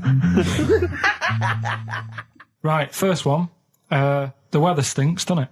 Yeah. That was R, which was rainbow. Right? Rainbow? Like rain is the weather, and it smells like body odour. Body odour. So it's B-O. It's B-O, and that's It's pronounced B-O-W. Well, yeah, but you've got to play... It's not pronounced bow, and it's not spout bow. Who calls it bow? Everyone knows it's B-O. What, you don't care? You don't care that doesn't work? Well, they got it, so again, as long as One person got it, Carl. As long as they're getting it. One person got it. Of all the emails, one person got it. Second one. Look, Gran, just get on the boat, will you, and help us out. Go on. That was R. That was Ronan, right? Ronan, who's Ronan? Ronan. Who's Ronan? Ronan Keating. But he's known as Ronan Keating. No, he's not. No, he's not anymore, though. He's gone on his own, hasn't he? He's just known as Ronan. No, he's not. No, he's not. It's Ronan Keating. He's always been known as Ronan Keating. All right. So that doesn't work like that. Go on. Third one. Next. If you're going to do that to your drink, I'd let it settle for a little bit before you open it. That was CK. What? Shake a can. Shake a can. If you're going to shake, you can. This is the worst competition ever. So It's Chaka. have you got? It's Chaka. It's Chaka. It's Chaka Khan. Shake a can. No, Chaka Khan. What you got? Chuck a can might have worked. To throw a can. Who got all 3 right then? Well, because basically what happened was people We're just stopping emailed in 3 guesses. We're stopping and this. The guesses that were right came from Mandy Thompson in Hendon. that's ruined but that frankly, one. Well, that's run that into the ground. That's Do We Need 'Em ruined. No, we can't just bin everything on 1 week. I don't think we're going to get that. Oh, they're not as good as they think they are, because you've only picked on Newton Einstein. You don't know anyone else. You don't know who Gandhi is. Chimpanzee that. You've run out of I did like the jingle for that though. Oh, Shit, fancy that. That was a great jingle. Yeah. But sadly, we won't be able to use that again. So who's won anyway? Well, it was Mandy Thompson I mentioned, but as I say, she guessed, so I mean, she can have the prizes, she's welcome to them. But I think we should knock it on the head, Carl. Maybe you should come up with something new. No, I think it's still got a few weeks in it. I think we should take some time off. Well. Yeah. It's the best of. You've been voting in all week, sending your emails. So here's the clips that you wanted. Alright, so, here's the first bit. Where are you going, Lanzarote? Yeah. Where's that? Don't know, Suzanne sorted it out. I said, Lanzarote, I said, is that Africa or is it Spain or Portugal? Just took you, I don't know. What do you mean, don't know? I goes, well, what's the currency? Went, don't know. I said, Suzanne booked this one, did she? Yeah. I thought, where is it? Is Lanzarote African or? Foreign. Somewhere foreign. I was looking last night, and, doesn't look that good. There was like, one of the highlights of the things it says you've got to do is go and have, apparently they've got restaurants in caves, and that's like one of the things they say you must do. So, if that's a highlight, do you know what I mean? Right. So I'll do that. Go and see what that's like. Yeah. When you're on the beach, Carl, do you wear the very, very tight Speedos? No. Do you walk around with them? Sort of longish shorts, t-shirt on, probably with a sort of a light shirt on top of that. Right, sure. So quite wrapped up then. Covered up. Do you wear a hat? Because obviously the bald head, there's risk of sunburn. No, I just put a bit of lotion on it. Lotion on there. Yeah. Just have a bit of a wander down the beach, have a look. Yeah. See if there's any old blokes with their tackle out and a backpack. I'll have to look forward to, so Yeah. there you go. Yeah. Well, we're looking forward to finding out how you get on. Yeah, I'll let you And know. Interested to know what she gives you on Christmas Day. More scintillating chat after this next song. We've had a lot of emails, Carl. I don't want to sort of put a dampener on your Christmas, but a lot of people have been slagging off Lanzarote. One of them just said, well, one of them, I don't know if I can find it. It is Canaria, isn't it? It's It is one of the Canaries, isn't it? It's a volcanic island covered in volcanic dust. It's very windy, so you have to dig a hole to sit in on the beach, and there's hardly anything to do. That's from Mike Godham, and he says, unless you like quad biking, well, you know, you've seen what happened to... no, don't go quad biking. No, with your little head, there's no protection at all, is there? I don't know what you're thinking, I don't know. At least Rick Mann and Ozzy had lots of hair. Yours would be like Humpty Dumpty, it would crack like a little egg. And then we'd seen, there's no kings or king's horses. So, they couldn't do the job anyway. No, shouldn't really send them. They're not really qualified. Horses not equipped to put back Send a medical man like Neil Fox in. Yes. To mend but not eggs. some kind of military horse. I bet he's had egg on his face a few times, hasn't he? What, Foxy? Yeah. Well, most of the series are Pop Idol. Right, Carl. Lanzarote, good or bad? Well, you got to give it a go, haven't you? Yeah, well done. Give everywhere a go. Exactly. That's what I was saying. You know, don't just take the word for it. I mean, if it had said an Ananova, Lanzarote shit, he'd have believed it. Sure. You know, if he'd have overheard it in a pub, Yeah. Lanzarote a crap, he'd have believed it. He'd have seen it on a website that was mainly concerned with monkeys and witches, he'd have believed it. Yeah. As it is. Everybody raves about New York, and when I went there, I thought it was rubbish. Well, you're an idiot then, because that is possibly the greatest city in the world, along with London. Subjective, though. That's why they have holiday programmes and that, innit? So you see it and you decide for yourself and that. Yeah, but you saw Venice on a holiday programme, as you put it. You went there and you went, it was rubbish, full of black bin liners. Well, it is. Right. Didn't they show them? It stunk. Didn't Judith Chalmers say that? Oh, it stinks here and there's loads of rubbish everywhere. No, she didn't. Did she mention that? Oh, that's what I mean. So it depends what you want from holiday, doesn't it? Well, yeah. But So... you're an idiot if you don't like New York, so next. Anyway, come on, break up, guys. Kiss and make up. Well, the general public are getting involved with Carl's holiday, and, I mean, this has been a damning report on Lanzarote. There's not been a positive word written about Lanzarote so far. Wow. It's volcanic, there's no natural water supply. Apparently there's no natural water supply, it's You all have to sit in a imported. hole. What do you think of this, Carl? What do you think of the people that want you to know that you're going to a rubbish place when you can't change it? What do you think of that? rubbish though, will it? What do you mean? Be all right. What do you mean it'll be right? Because I'm going to go there thinking, oh, there's no water and that, and there will be water. No, they didn't say there's no water. What did they say then? There's no natural water supply. Whatever. I'm not bothered. Doesn't bother me. All right. I'm going to have a good time and that. What are you going to do? What's your plan to do? Got a book. What book you got? Rich Hall book. I'm just going to read that. So, Brilliant. And the weather's better than here, isn't it? What's the matter? What's the matter with I've Carl? got something to cheer him up. Someone's emailed in, Emma's emailed in, she said that for those that know, those in the know, they referred to Lanzarote as Lanzagrotte. Brilliant. He's a bit fed up. He's got 2 CDs for Christmas from a company that's he's been with for 6 years. He's a little bit grumpy about having to answer the phones. He wouldn't go and make Steve another cup of tea immediately. Selfish. Yeah. Carl, what are you thinking? Nothing. Go on, what were you doing? Come on, Carl, you're getting paid for this. Project. Out. We'll take one of those CDs away. All right. Man grows penis on his arm. I mean, why people are constantly losing their penises around the world? I've no idea. But why? I didn't realise it was a bit. What do you mean why on the arm? It's just a graft, isn't it? Yeah, but put it on like your buttock or your side. Not you can't wear a short sleeve shirt. Why did they've done that before? I don't understand it. Why not just graph it onto the side of your leg or something where it's high up, close to where it should be? I don't know. To get it used to the environment. Like when you would like release a duck into the wild. I've never understood that. If there's a doctor, again, we had a doctor last time, if there's someone who can let us know why they put it on the arm. So they can keep an eye on it, presumably. He's not going to work with this knob on his arm. He's probably in a hospital bed and under examination. Right. So what do you think? They pop the knob on the arm, say, come back in 3 weeks. What do you do, by the way? I'm a mechanic. Keep the knob, keep the long sleeve shirt, because the blokes go, why have you got a knob on your arm, mate? What are you talking about? He doesn't go back to normal as a teacher. Sir, what is it? What is it, Simpkins? You got a knob on your arm. No, don't worry about that. Do your maths. What do you think this bloke's walking around with a big knob coming out of his arm? Why on the arm? So they can keep an eye on it. So it's not. But if he's in bed, just get him to not put any undies on or whatever, and just have a little sly look at how it's going. Even in hospital, if you're in a shared little hospital room, people going, "Oh, I've had heart problems. What's your problem?" He's there with his arm out. He's got his knob out. Yeah, but I don't think it counts as indecent exposure when they're grafting a knob on your arm, sticking that up the bed. Imagine if he's driving, he's just got it out the window. People driving by. Yeah. At the end is that bloke giving me the finger?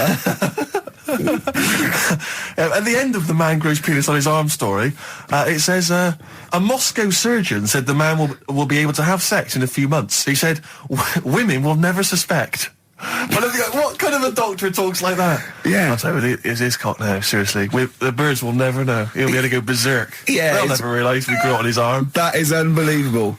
Will he have a little scar on his arm, do you think? Yeah. I don't get it. Like I say, 83936 if there's a doctor out there. Or indeed if you've ever grown... Or a tailor. Making you a shirt. What side do you wear your cock on, sir? It's my left arm. There's only one bird that has a penis. It's not a joke. It's not a joke. It's not a joke. This is a genuine trivia question. I'd say... I think I've seen one on this. Is it an ostrich? Right, you're going for ostrich, Carl? I'll go for ostrich as well. Right. Did you come up with that yourself, or...? Yeah, I was going to say that before you said it. Well, guys, you went for ostrich. Chicken? You're both wrong. It's actually the swan. The large chicken. Yeah. That's a bit worrying then, because I thought I saw an ostrich penis, so what was I looking at? I don't know, were you just examining it closely at the zoo? What were you... I was just... It was probably a strap-on. It was probably 2 leather ostriches giving each other one. Exactly. And that's how that can influence people. Things like that. Dirty, filthy leather ostriches can confuse a child if he's at the zoo and he doesn't know. A swan's got... That's really annoying. I'd never give a swan a knob. So it's the little puffiest of all birds, isn't it? Yeah. Oh, I'm protected by the queen. But I need a knob. If I had to give a knob to any bird, Good question. I wish I'd posed that myself. If you could give a knob to any bird, what would it be? Phone in. Vulture. Of course, a vulture. They need... a big veiny bang stick. Yeah. What about yourself, Carl? If you could give a knob to any bird, and don't make it rude. Or if I could give a knob to any bird, what bird do you suit up? It's got to be a bird of prey or something like that, hasn't it? Cool. Just a robin, really. That would be amazing. That would be Christmas cards would be like. Yeah, but it's a normal human-sized knob on a robin. That'd be great, wouldn't it? And the other thing annoying about this is ironic, right? Now, the male of all bird species they're called a cock. Yes. Right. But the only bird with a cock, right, is called a cob. Is that what a swan's called? Yeah, they're cob and pen. They're not cock and hen. That's annoying. And he isn't a cock, but he's got a cock. Yeah. quick query there, Rick. Go on. When you said then cock, presumably you meant male bird the first time you said it. Yeah. The second time you said it, you said cock. Did you mean the penis? Well, you're showing off the whole farce of radio broadcasting. Because you're not really allowed to say cock. No, exactly, no. One cock would cause great offence. Yeah. The other cock's fine. Exactly. It's weird, isn't it? It is strange. It is strange. So, I mean, if I said now to you, I like cocks. Yeah. Meaning birds. Yeah, that's that'd fine. be fine.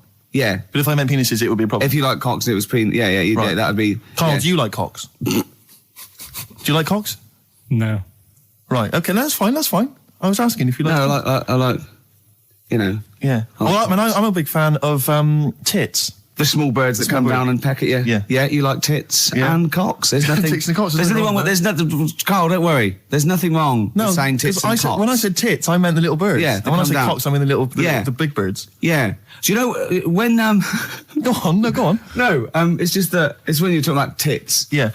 At the milk. Do you... I like the fact they flutter away when they hear the milkman coming. Oh, come on. So when... What? What are you talking about? No, when the milkman's coming, when he's walking up... Okay, 104.9, Ricky Gervais, Steve Merchant. We're not actually here. It's the best of. I feel drained today. Do you? Go on.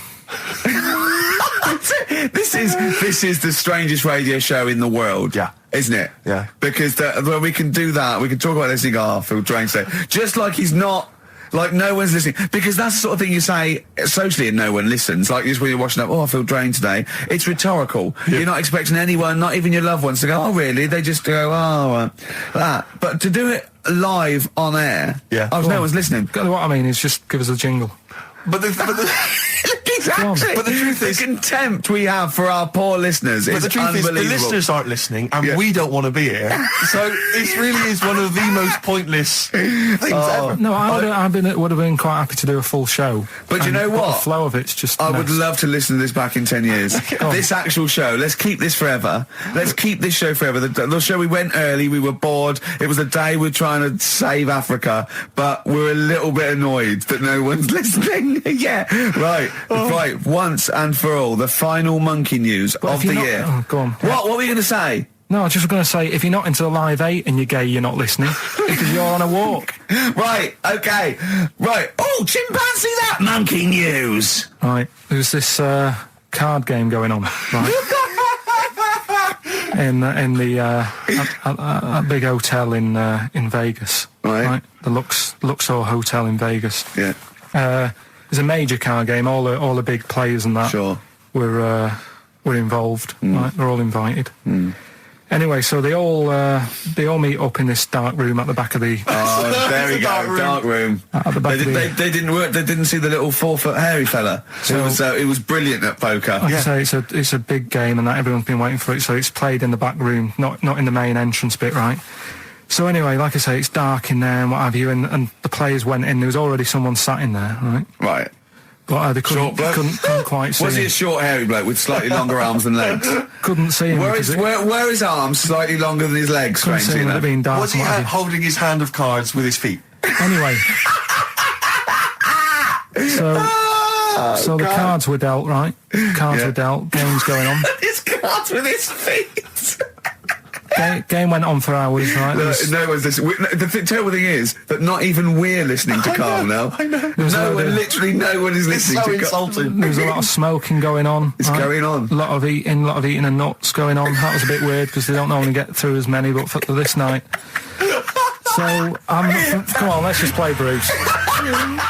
Carl, let me ask you now. Carl, you will be a little bit unnerved about this. Have you seen the film Jurassic Park? Yeah. You know what happened there? Well, according to the Sun here, it says scientists are planning to clone mammoths for a theme park. Look at his face. Look at that. He looks like a dog caught in the headlights of a car. He's terrified. I love Carl. He's sprung to attention Carl. there. Is that the best news you could have? Man moths.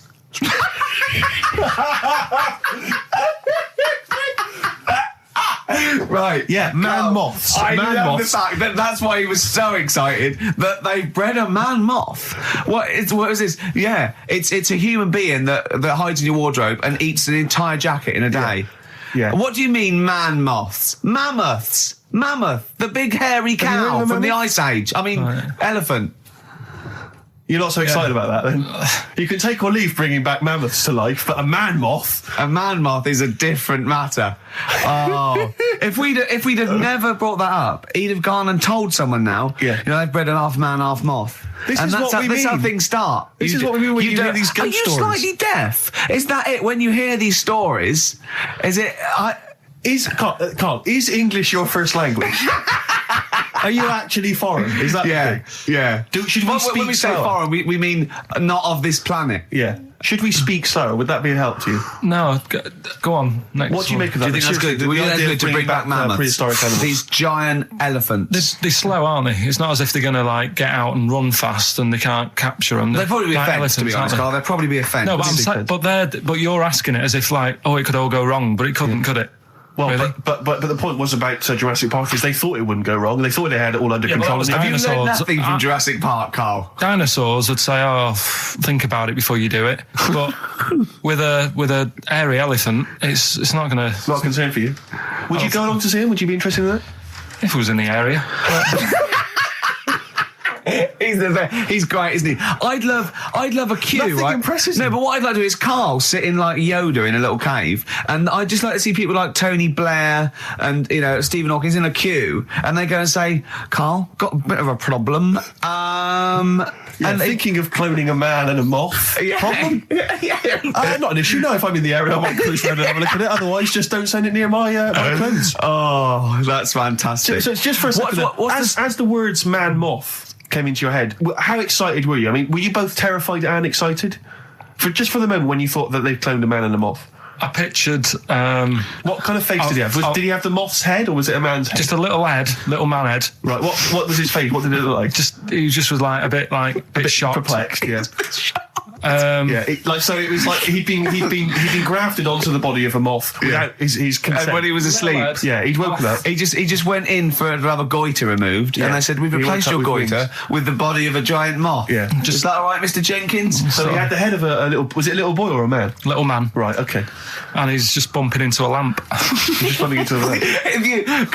If you went into hospital and they'd done something, what's the worst thing they do, right? What would you rather have done, right? You wake up and you've got lobster claws for hands. Right. You wake up and you've got duck's feet. Or you wake up and you've got one horn coming out of your head. The worst thing? Yeah. Probably the horn coming out of my head. Why? Get in the way. That'd be useful, wouldn't it, in fights and stuff? And for like parties, people would play I points. suppose the lobster claws would also be quite handy there. So anyway, I found these things. Do you want to yeah. So explain this again? Right, so I got back off holiday. The first job I found out I've got to do is work with Ricky for a voiceover. I do a regular thing. I do X-Ray magazine, but I'm allowed to make the script up. And they said I could, so I did. Right, so imagine this. Well, I know you, Rick, and I know you like to put a lot of work into these things. Yeah. You want to do a good job. So he rolls up, he says, let's do it then. He said, what's in the magazine? I said, well, here's a selection of stuff. This is what you've got to sell. He said, leave it with me.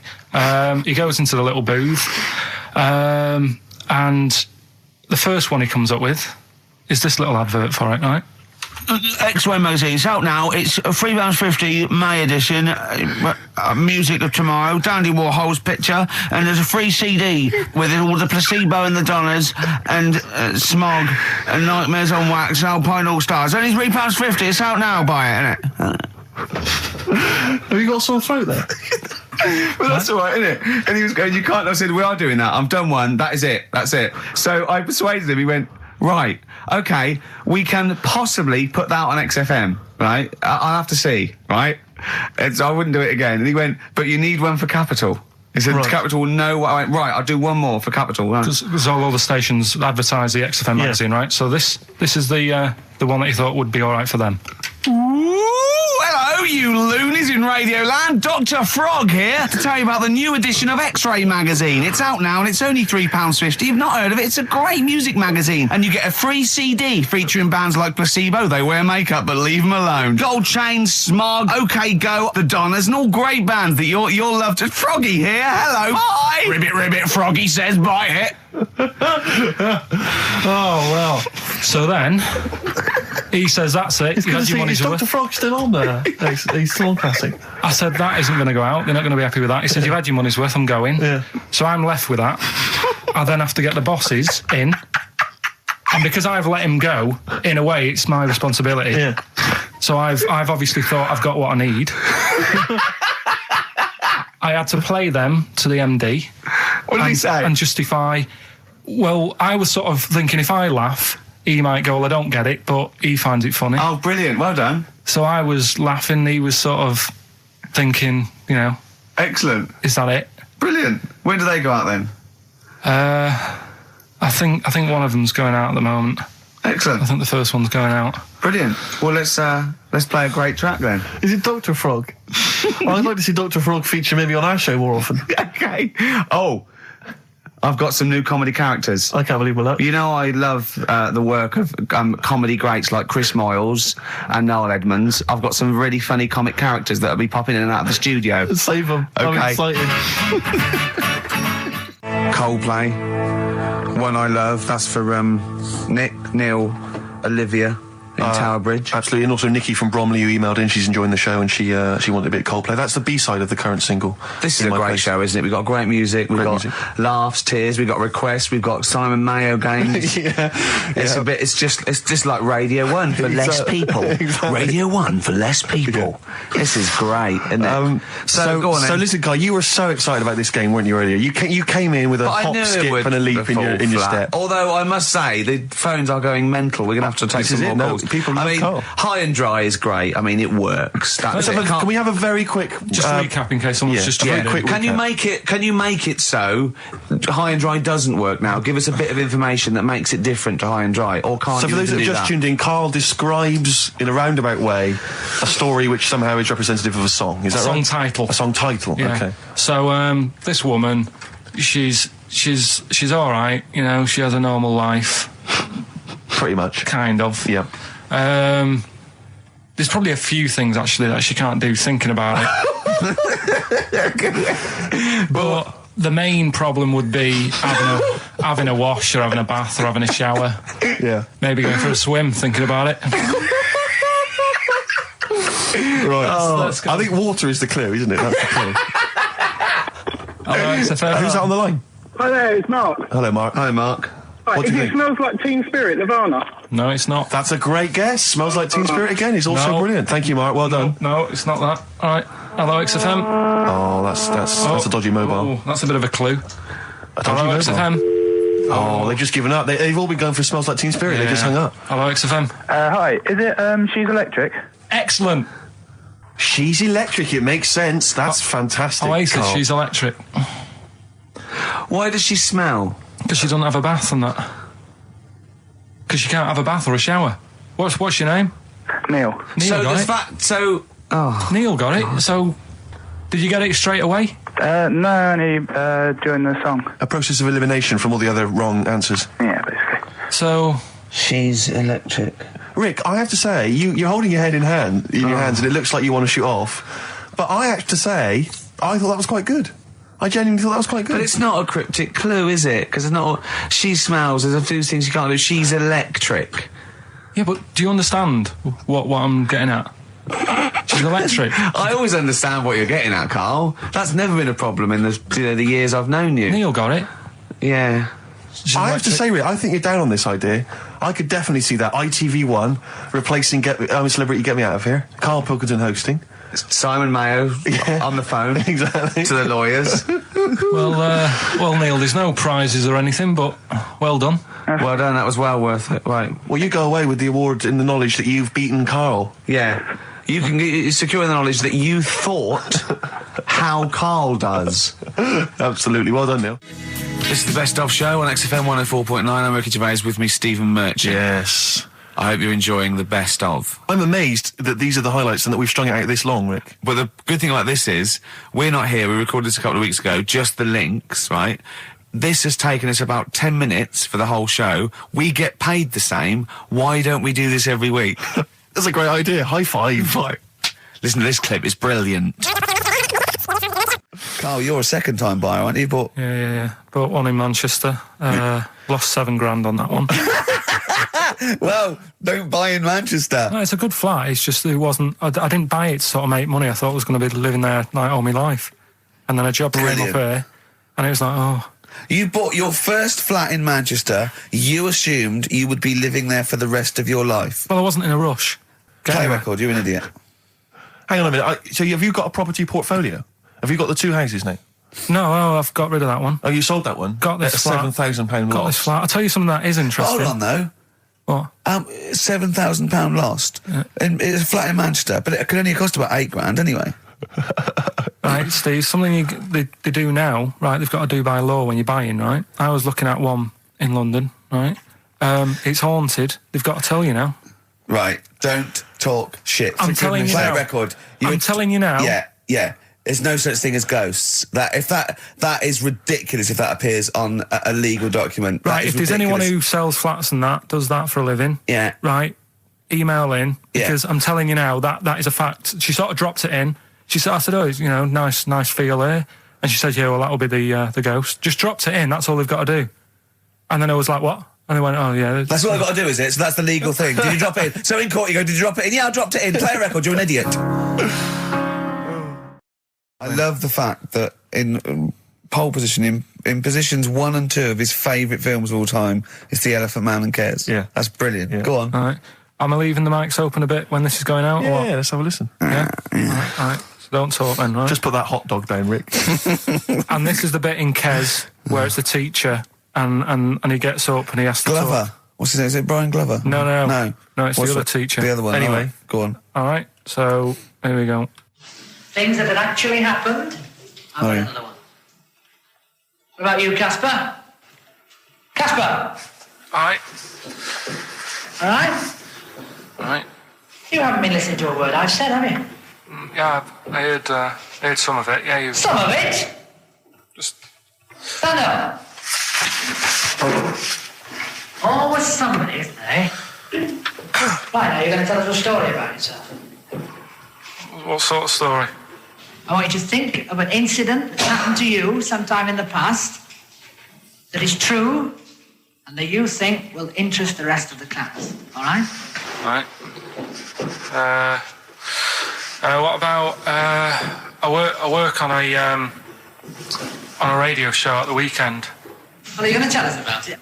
I'll just do. It's 2 hours, and it's with Ricky Gervais and Stephen Merchant, and just sort of play music and tell stories and stuff. What kind of stories?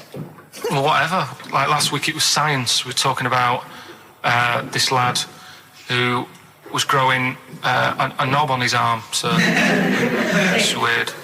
It's tricky, sir, because like with Ricky, he gets bored quick and he won't listen to the stories, and he'll start squeezing my head.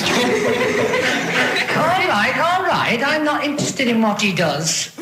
That isn't normal, is it, sir? That. I mean, it sure is a bit gay. Is he?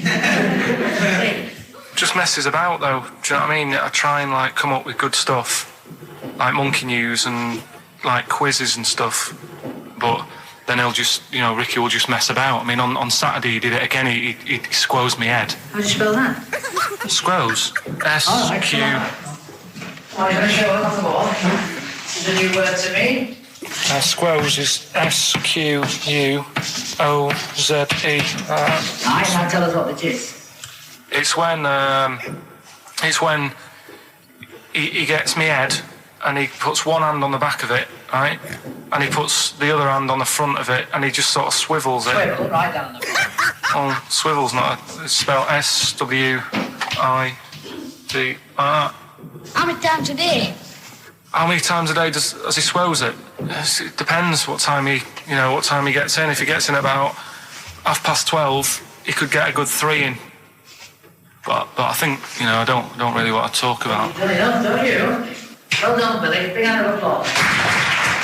That is the effort. Yeah. Wow. That's the best thing you've ever done, Carl. Right. Here's the last clues of the year. You had there's a load of letters there asking for advice. Put them on Claire's desk. Go that on, was no idea. F. That was for foreigner. Foreigner.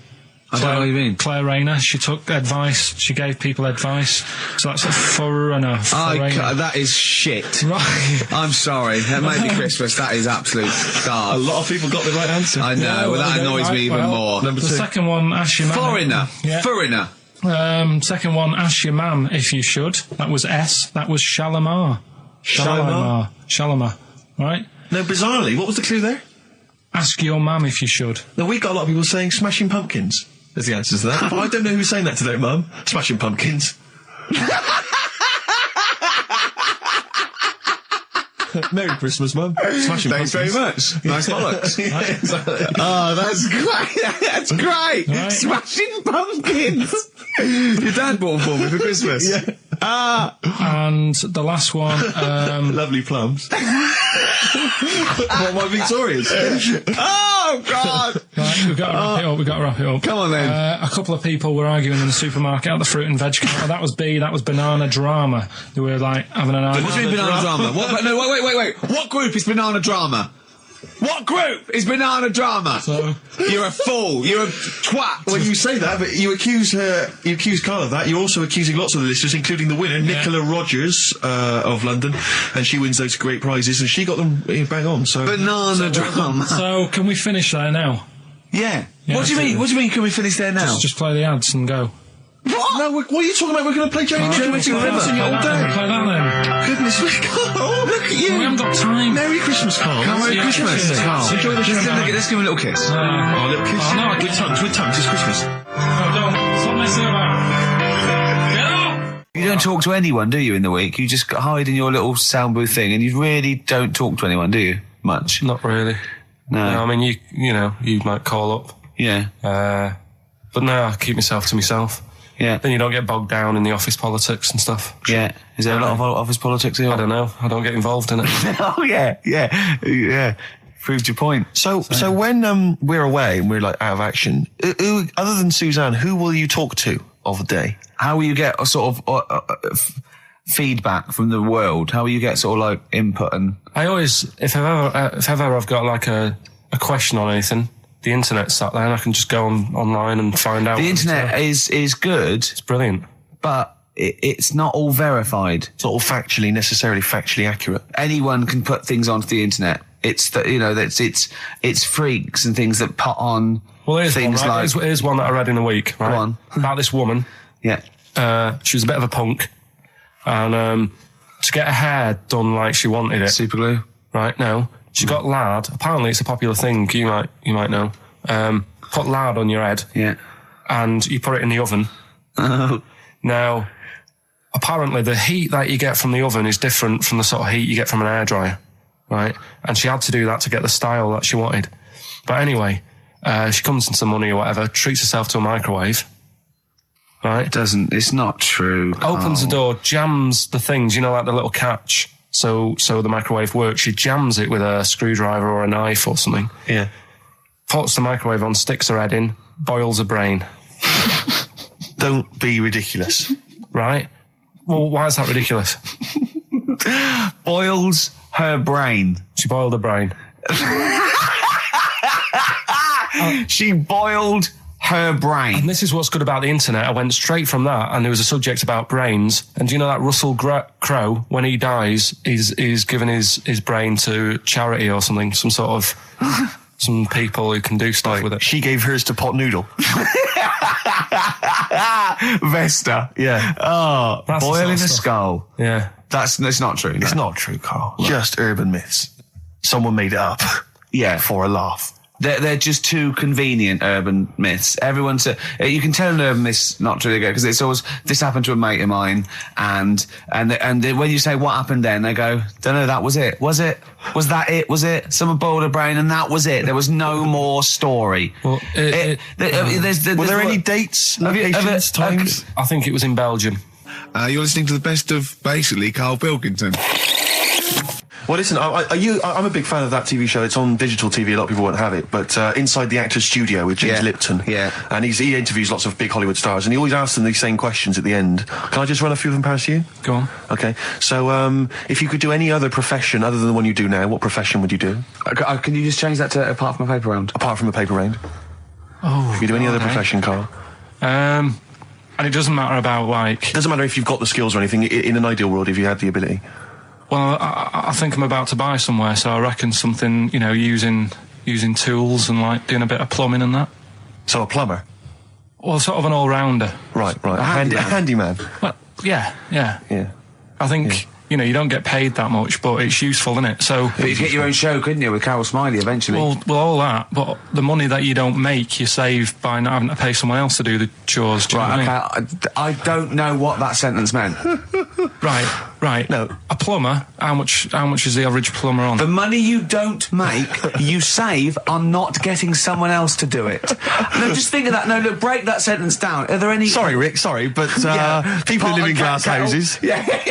Yeah. Anyway, let's just go back to Lipton quickly. We've got a couple to get through here. So, your favourite noise or sound? Favourite sound or noise? Oh. Is it me? No. It's not me. Hang on a minute. It's not me. Are you sure it's not me, Karl? I like Elvis. Noise. Elvis. In the ghetto. The sound of Elvis. Elvis in the ghetto. Brilliant. Okay. Yeah. And your least favourite noise or sound? I don't think it should really be records and music. Noises, things that you hear at home or whatever. Maybe like a sound of a... The least favourite noise? Least favourite? The sound of... Probably like... sound of ghosts? Fire engines and that. Right. That's annoying. Except if your house was on fire, presumably. I think it's a bit unnecessary. You think they're just doing it to wind people up? I live on like a busy street and it's happening all the time, and it is like... Just sort of have a blast of it, and people will hear it. You don't have to keep it going. Yeah, sure. So that is pretty annoying. And if heaven exists, Karl, when you get to the pearly gates, what would you like God to say to you as he welcomes you into heaven? What would you like God to say to you? Who asks these? What show's this? It's a programme where celebrities are interviewed by a guy, an American interviewer, and he always asks these questions at the very end.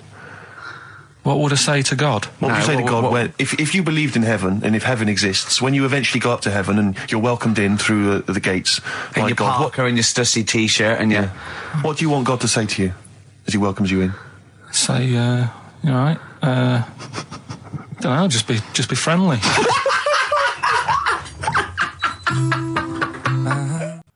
Right, okay, are you in a film this week, Karl? We're doing that now? Yeah, go on. Get it over with. Hang on a minute, then. Get it over with. Let's get this show over with. We can go home. You can go off to Lanzarote and sit on some ash. Some charcoal. He's not happy about that. That's annoyed him. The listeners have all ganged up on him. Yeah. XFM giving him 2 CDs. We've had more calls for his resignation this week than ever before. What do you think of that, Karl? What do you mean? There's another reason. Do you know what I mean, though? Because he's grumpy. He's not just giving it. He goes, well, I can't have it, can I? I don't want it. You're being paid well to do a job. People have tuned in to be entertained, to have good songs. Me and Steve are working here. I'm pressing the buttons. I'm paid to press the buttons. That's what I'm doing. Has every CD started on time? Then why would they give you Monday off if you just paid to press the buttons? Don't get every other Monday off, do I? So have you stopped doing that now, have you? Well, yeah. Why? Because there's work to do in that. I'm not moaning about it. Let's get on with it. So it's you in the film Scrooge. Yeah. Which version of Scrooge? The old one. Is it? If it's just you moaning with bells, I'll be annoyed. Right, that is essentially Scrooge. yeah. Right, Scrooge, listen to this, and then there's some question at the end. All right. And you can win some stuff and that. Yeah. All right. Yeah.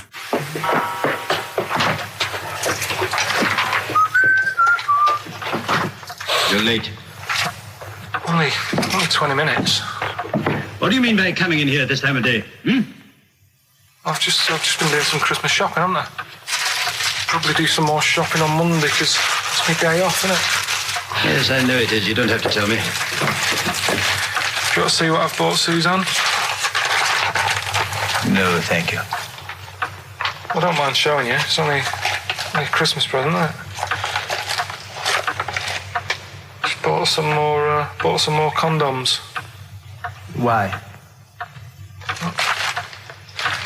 Well, I bought some last year. Got 2 boxes. They all got used, so... I'm very glad to hear it. How much do I pay you? Why are you asking? The presents I buy has got nothing to do with what I earn. Like I say, if I won the lottery, I wouldn't go mental on her. Do you know what I mean? I probably wouldn't even tell her because I think she'd want to travel around the world and all that, and I'm not into that, to be honest, so I'll probably keep it quiet. Why? Well, once you've been around the world, where do you go next year? Each to their own, though, innit? You know what I mean? Well, what do you want? What for Christmas? Not that fussed, really. And you, it's just as well I'm not that fussed, because do you know I do some work at XFM? Do you know what they're giving me for Christmas present? Nothing? No, might as well have been nothing. 2 CDs. That's it. I was well fed up. I'm sure you will. They give you a list of about 30 albums and you get to pick 2 off the list. So I've gone for Kings of Leon album and Best of Bob Marley. Mr. Marley has been dead these 7 years. In fact, he died 7 years ago this very day. Did he? Do you know what sort of donuts Bob Marley likes? It's not my business. No, it's not a proper question. It's an old Peter Kay joke. He likes the ones with jam in. Do you get it? Garlic bread. It's good, isn't it? Excellent. Oh! Carl, well done. Carling Scrooge there.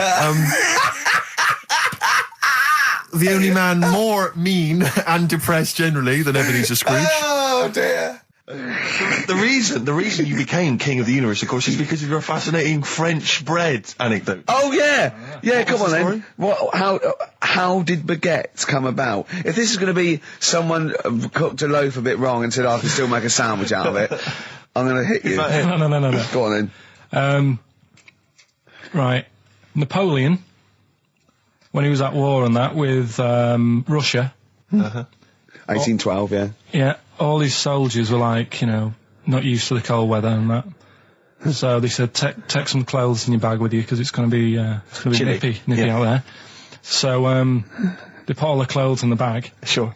They were told, it's Napoleon, for Christ's sake. No room for any food. You're joking. So couldn't they make some sort of like sandwich? No, it wouldn't fit because of all the clothes. You had to take extra gear. Sure. So, anyway, he said, I can see where this is going. I'll be honest. Is there a baguette-shaped gap left in their holdall? They thought, let's make some bread that you can fit down your trouser leg. What? That's not true! No, it's not, I read it in Euston train station. I was waiting to go back to Manchester. Where did you read this? Scrawled on the wall in graffiti? Yeah. Do you know was it also meet me here for cock fun at 12 o'clock? The upper crust sandwich shop, Euston station. It's on the wall. What do you mean it's on the wall? Do you know it says like sail on at Dixon's, whatever? Yeah. Next to that there was like a bit of information. Once you've read the stuff on Dixon's, I get information. There's a big thing about the history of the baguette. I read it and I thought, we got to make a sandwich we can spit down our trouser leg. But how can you march and fight with a huge piece of bread down your train? Although it would be intimidating. You see them coming, you go, sacre bleu, look at the size of them. They're big fellas.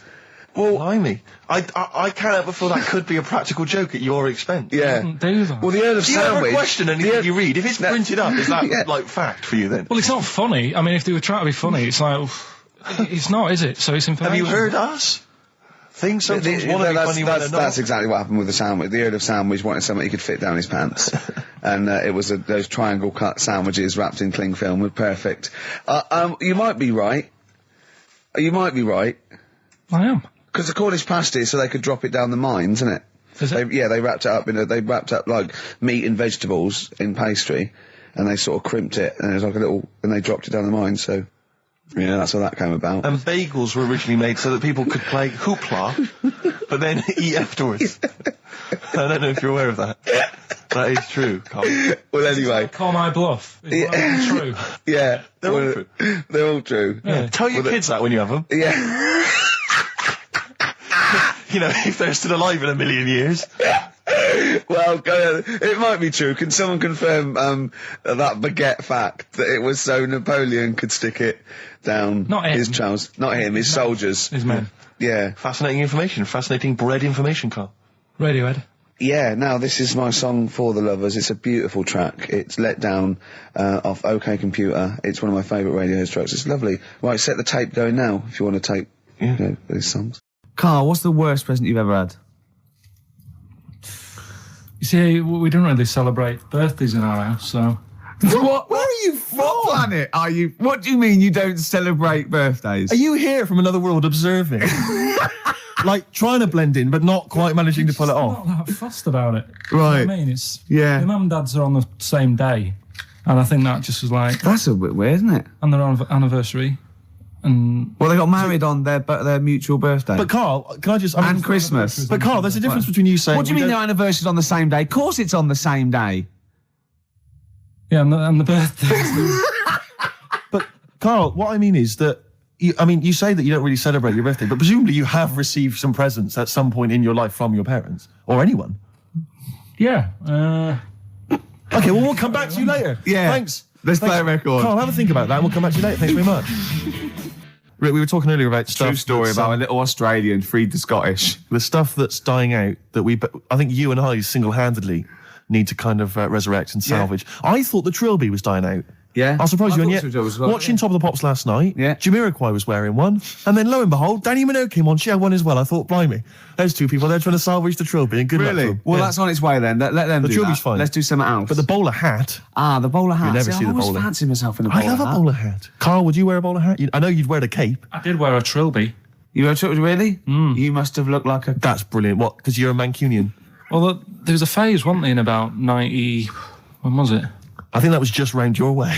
It might have been. It was in Manchester. Did someone get a job lot of Trilbys and persuaded you kids? Yeah, I tell you what's trendy. No, Sean Ryder wears one of these. Does he? Yeah, go on. Yeah, quid. And then everyone in your street had Trilbys on. But you've never worn a bowler? Never. What about Kangol bowler? You might think about it. Again. I'll tell you what.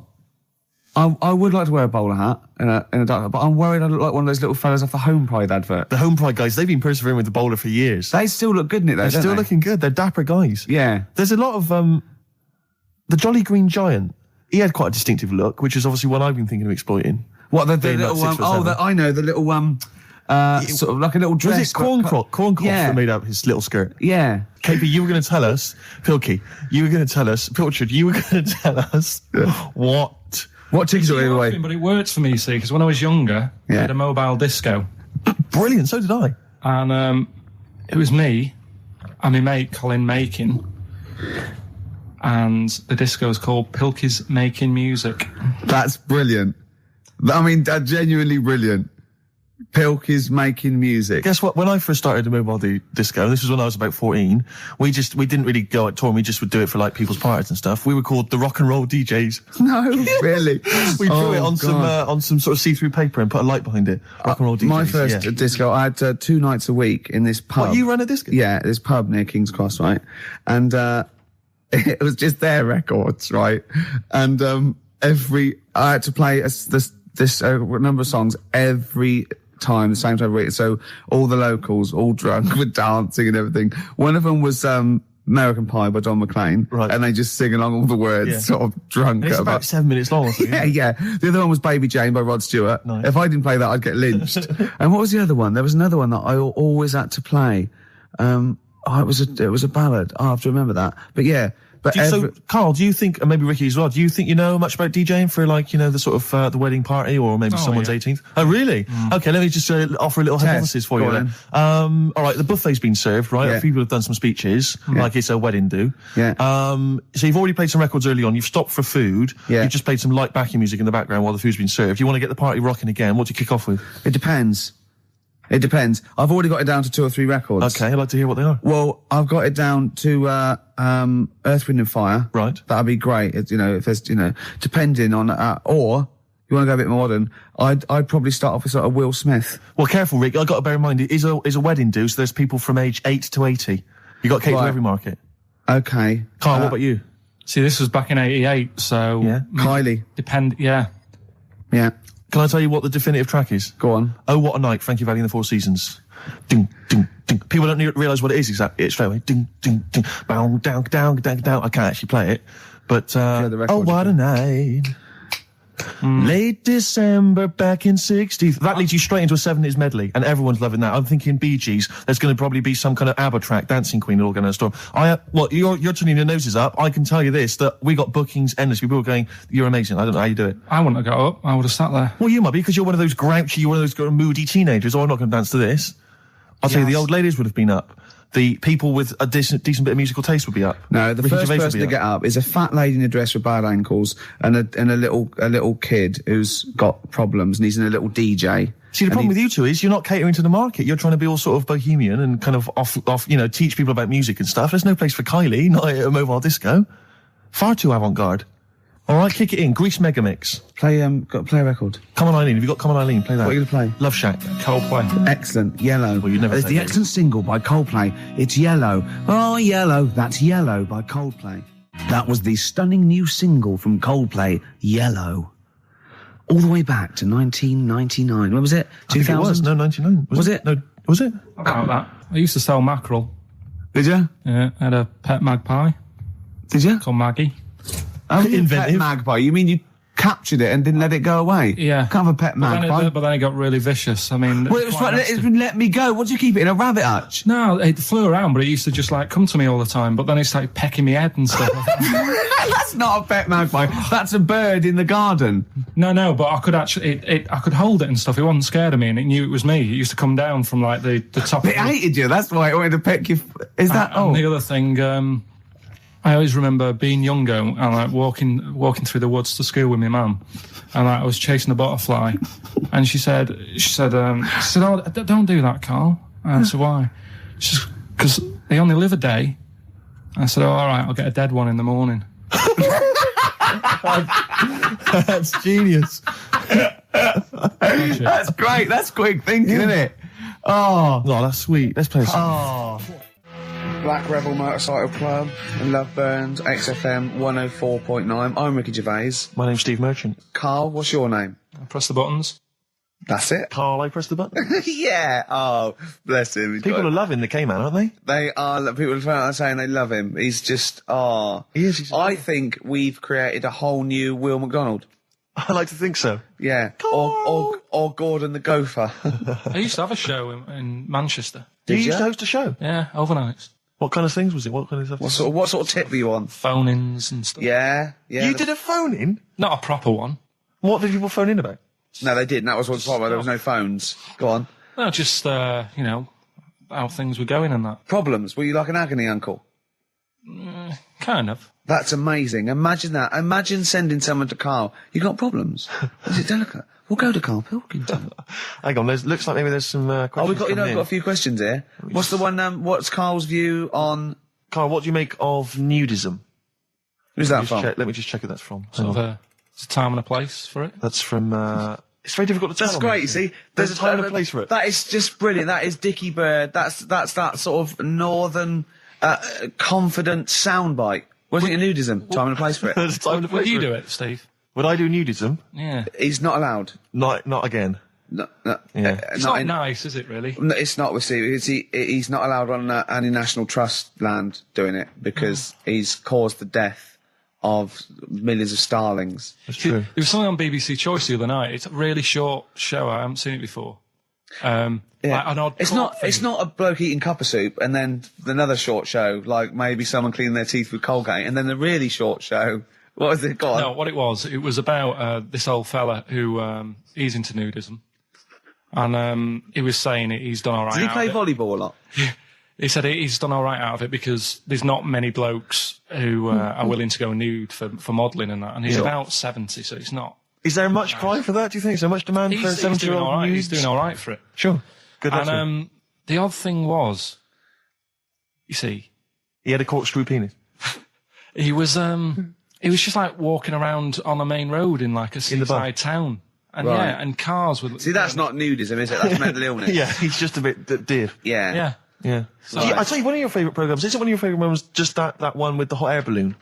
And it's Yeah, you love that, don't it just you? goes, it's like in you love Sydney, that. sometimes then it's at a carnival. His favourite program when he was little, he used to watch it for hours, was that little girl by a blackboard with two toys. Yeah. He used to love You that, didn't you? enjoyed that, didn't you? You weren't raised as an experiment and you escaped from a laboratory.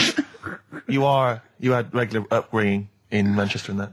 Yeah, I didn't go to school much because my mum and dad had a caravan. Right. No need, is there? No need when you've got that sort of fun at home. And we used to just go away for weeks. Really? Yeah. Is that true? Yeah, honestly. Where'd you used to go? Portmaddock. But And so you didn't go to school much? No, I did, but not as much as everyone else. yeah. How many holidays were your parents having? Oh, What was their income that they could... No, my dad used to work nights, and he used to travel back, because to Manchester from Wales, it wasn't that far. And Manchester to Wales? He used to do 4 on and 4 off, so me and my mum were, like, loving it.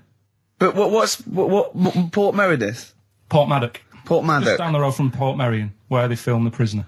Right. Oh, so that's cleared up for me. Location-wise. So what did you do then? You were in this little 2-berth caravan on the back of a Cortina estate. Right. Well, what was it? What was the car? I want the. What was Granada, it? Ford Granada. Ford Granada. What are we talking? 1980. Yeah, 82, 83, 80, right? 84, 85. Okay. Oh, jeez. And you in the car down there, park up. Yeah. What was it? What was Port Meredith? Portmaddock. Portmaddock. I remember Ruth. It's just, Oh, yeah. it's just a holiday camp. Yeah. And had an arcade and a beach. I was loving it. Yeah. But so of the 52 weeks of the year, let's assume, I don't know how many weeks you take off normally for holidays anyway. Let's just say, I don't know, you go to school 45 weeks of the year maybe? Generally, most kids? Nah. Bit less. Bit less than About that? 42. How many weeks would you say you actually spent in school? Well, how many weeks do you have off for summer? Well, we'll work that out. That's what About I mean. 6 off for summer, about 3 for Easter, about 3 for Christmas. Put it this way, I'm surprised I'm not Welsh, to be honest. Right. So there was there more than was in Manchester. Did the school authority not come and check you out? No, they didn't. Didn't get Manchester, I suppose they didn't care, did they? Not really. Yeah. They're lucky you turned up at all. Why did you just turn up for the last day when you could take in your best toy? Did you know that when you could take in any game? Just play with everyone else's. Why, I break my stuff. Sure. Yeah. Yeah. No, that's a good Well, this point. answers a lot. This does answer a lot. The fact that you spent most of your time on the beach as a kid. Teachers were no good at my school. We were talking about it yesterday. So you were teaching them a lesson by going off for the summer. Yeah. Anyway. And did you go to university? No. No. Did you go to sixth form or college? No. When did you leave school? When I was about 15. Right. What, you just went on holiday and didn't come back? I just got a job early, didn't I? Where was it? Portmaddock? Getting there. No, I was a printer. BM Print in Trafford Park. Well, that's great. That's a little interview there. Yeah, little next, I'll be interviewing Steve Merchant. What are we playing next? Bit of elbow. Oh, this is fantastic. This is Elbow. Elbow, Asleep in the Back. I think that is absolutely beautiful. I think Elbow are my favourite new group. We've sang their praises many times and they've never phoned to thank us. Should they? Yes. Do they? Annoying. Really? Annoying. No, they're doing a good job there. I wonder if they found their lyrics. Because I also wanted to write a song from them, didn't I? They didn't take me up on that either, Steve. I'm not sure I'm so keen on them now. Carl, can I have a Jaffa cake? Because I've just found a lump. I think... You don't mean me, do you? No. All right, good. Thanks, Steve. Now, we interviewed Carl there. I think we've learned a little bit more about Carl there. You did, yeah. And I'm going to interview Steve now, Carl, because I used to be... You concentrating. Don't put it all in at once. Carl, chew. Chew before you swallow. Careful. All right. I used to suffer with that a lot. What? Not chewing. The amount of times I nearly died as a kid. What? Forgetting to chew. Choking. Sure. Mint Imperials. My mum stopped that. Drinking them with water. She'd have to hide them. He's coming out of his shower, isn't he? He's happy Saturdays. He's miserable all week, and he's happy Saturdays, isn't he? Oh, look at him.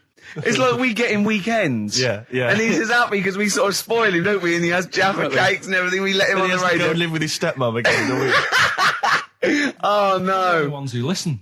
Oh, really? Your girlfriend does, doesn't she? I imagine. She's been away for ages. I know. I imagine she just switches off after a while. But we love you, don't you? We're excited. We talk about you in the week, and we think you're great. So don't just think we're using you as cheap comedy material. I'd hate you to think that, Carl. Right. Carl, what? Don't you like us arguing? Is it like mum and dad arguing? Do you get all... It's a bit like that. In the caravan. There was nowhere to escape to. Oh, no, rattling round. Did you make any friends when you were down on the caravan site? Yeah, a lot of people from Birmingham were there. What kind of pals did you have? What were their names? I can't remember, it was years ago, but Yeah. they all had rich parents. Right. Like, they had, like, their own car to drive around the campsite on and all that. Right. Yeah. So Their own fence. So I'd have a go. And, but they were mates, and you saw them every year, did you? Or every 3 weeks when you went down there? Yeah. Oh. You didn't keep in touch with any of them? No. I'll admit now, I went to the same place in the caravan for about 6 years running. I went to a place called Riverside in Bognor, because someone round the corner from us had a caravan, two-berth caravan. Me, my mum, and my nan. I think I'm really lucky to have had it, really. Because a lot of mates who I had didn't have enough money to go on holiday, and they just get a present for the summer holiday. Of course, they've got an education, so it swings Yeah, around but a bit. Carl, the thing is with Carl is, right, I want to give him gifts. Yeah. I want him to have the loveliest Christmas ever. I want to go pony trekking. Do you know what I mean? I want to just... Scared of horses.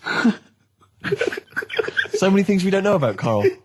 Fell off one out of fate, and the woman didn't know what to do. She couldn't handle the horse. It was running off. I was hanging underneath, getting a kick in the head. No. Really? Now, hang on, what age were you? This could explain a lot. I was about 6. That makes a lot of sense. I think we've got to the bottom of it here. Oh no, got kicked in the head by a horse, lived in a caravan, and had to live in Wales half the time. Oh. Then no wonder this is your favourite time of the week. But also, right, we were playing football, so I can't play football, right? And so we were playing Was that football. just in the office, or? Yeah, just in the office before you came, right? And we were sort of kicking it back and forth, and I started kicking it a bit hard. And but he was quite good. I said, this is great, right? And we finished anyway, because we thought we'd break some. And I went, I bet you were quite good at football, weren't you? And I thought he looked like quite a natural, I thought he'd be good. He's from the north, and I thought that's all he'd have. Yeah, you know what I mean? exactly. Right? And he went, I said, I suppose you're quite good at football. And he turned, the quickest flash, I went, I've scored once. Right? He said, and that's because I was being chased by a bee. And I went, save it. Yeah. He went, no, I said, please save it, because I wanted to see that. No, you can continue now. Please tell us the rest of the story. You've scored a goal once because you're being chased by a bee. Yeah, you've done it now, really. I was on the... There must be more to that story, man. I was in the school team. I wasn't that good as a kid at football, to be honest. Mainly down to, I think it's because my dad wasn't into football. Right. And I think that's the way it works, isn't it? If your dad's into it, then you could be a footballer when you're older. Sure. Yeah. Because you're into it. And so I was in the school team because I got on with the other lads. And they let me in the team. Popular guy, yeah. Sure. And I was stood there doing nothing because I didn't really know what to do. I never knew which way I was meant to be shooting. Yeah. Got all that messed up. Yeah. I just stood there, right, and with my hands behind my back. And something landed on me, on like this part of me thumb. You can't just point, it's radio. It's this bit here. Right, yeah. The fleshy bit, the fleshy bit of the thumb, yeah. And I thought, oh, what's that? And I looked down, and It was a thumb. Oh, it was a bee, yeah. It was a bee on me. So I start running, Yeah. try to get away from it, and bees, actually something interesting about bees, more chance of getting stung by a bee in windy weather than any other sort of weather. That's incredible. Anyway, so I'm running away. And he said there was no more. Extraordinary. I've already learned many, many things. You're being chased by the bees. So Windy. I'm running. It's on your thumb. Is it still on your thumb now? It's sort of gripping onto me like a stag beetle. Clever. Like a stag beetle. I love it. Oh, Or a bee. yeah. So I'm running. I'm running towards like the goal. Yeah. Oh God! And the ball comes to me. Yes. Wallop, get it in. Brilliant. What happened to the bee, though? Did it sting you? They die, don't they? I mean, ultimately it died, sure, but at that particular moment, did it sting you? This was probably about 20 years ago, so I imagine. No. Once a bee stings. So did it sting you? Yeah, but did it sting you? Yeah. Right, that was the question. When did it sting you? When I was playing football. No. Carl, do you want me asking, you say you're on the school football team. Was there just 11 boys at your school?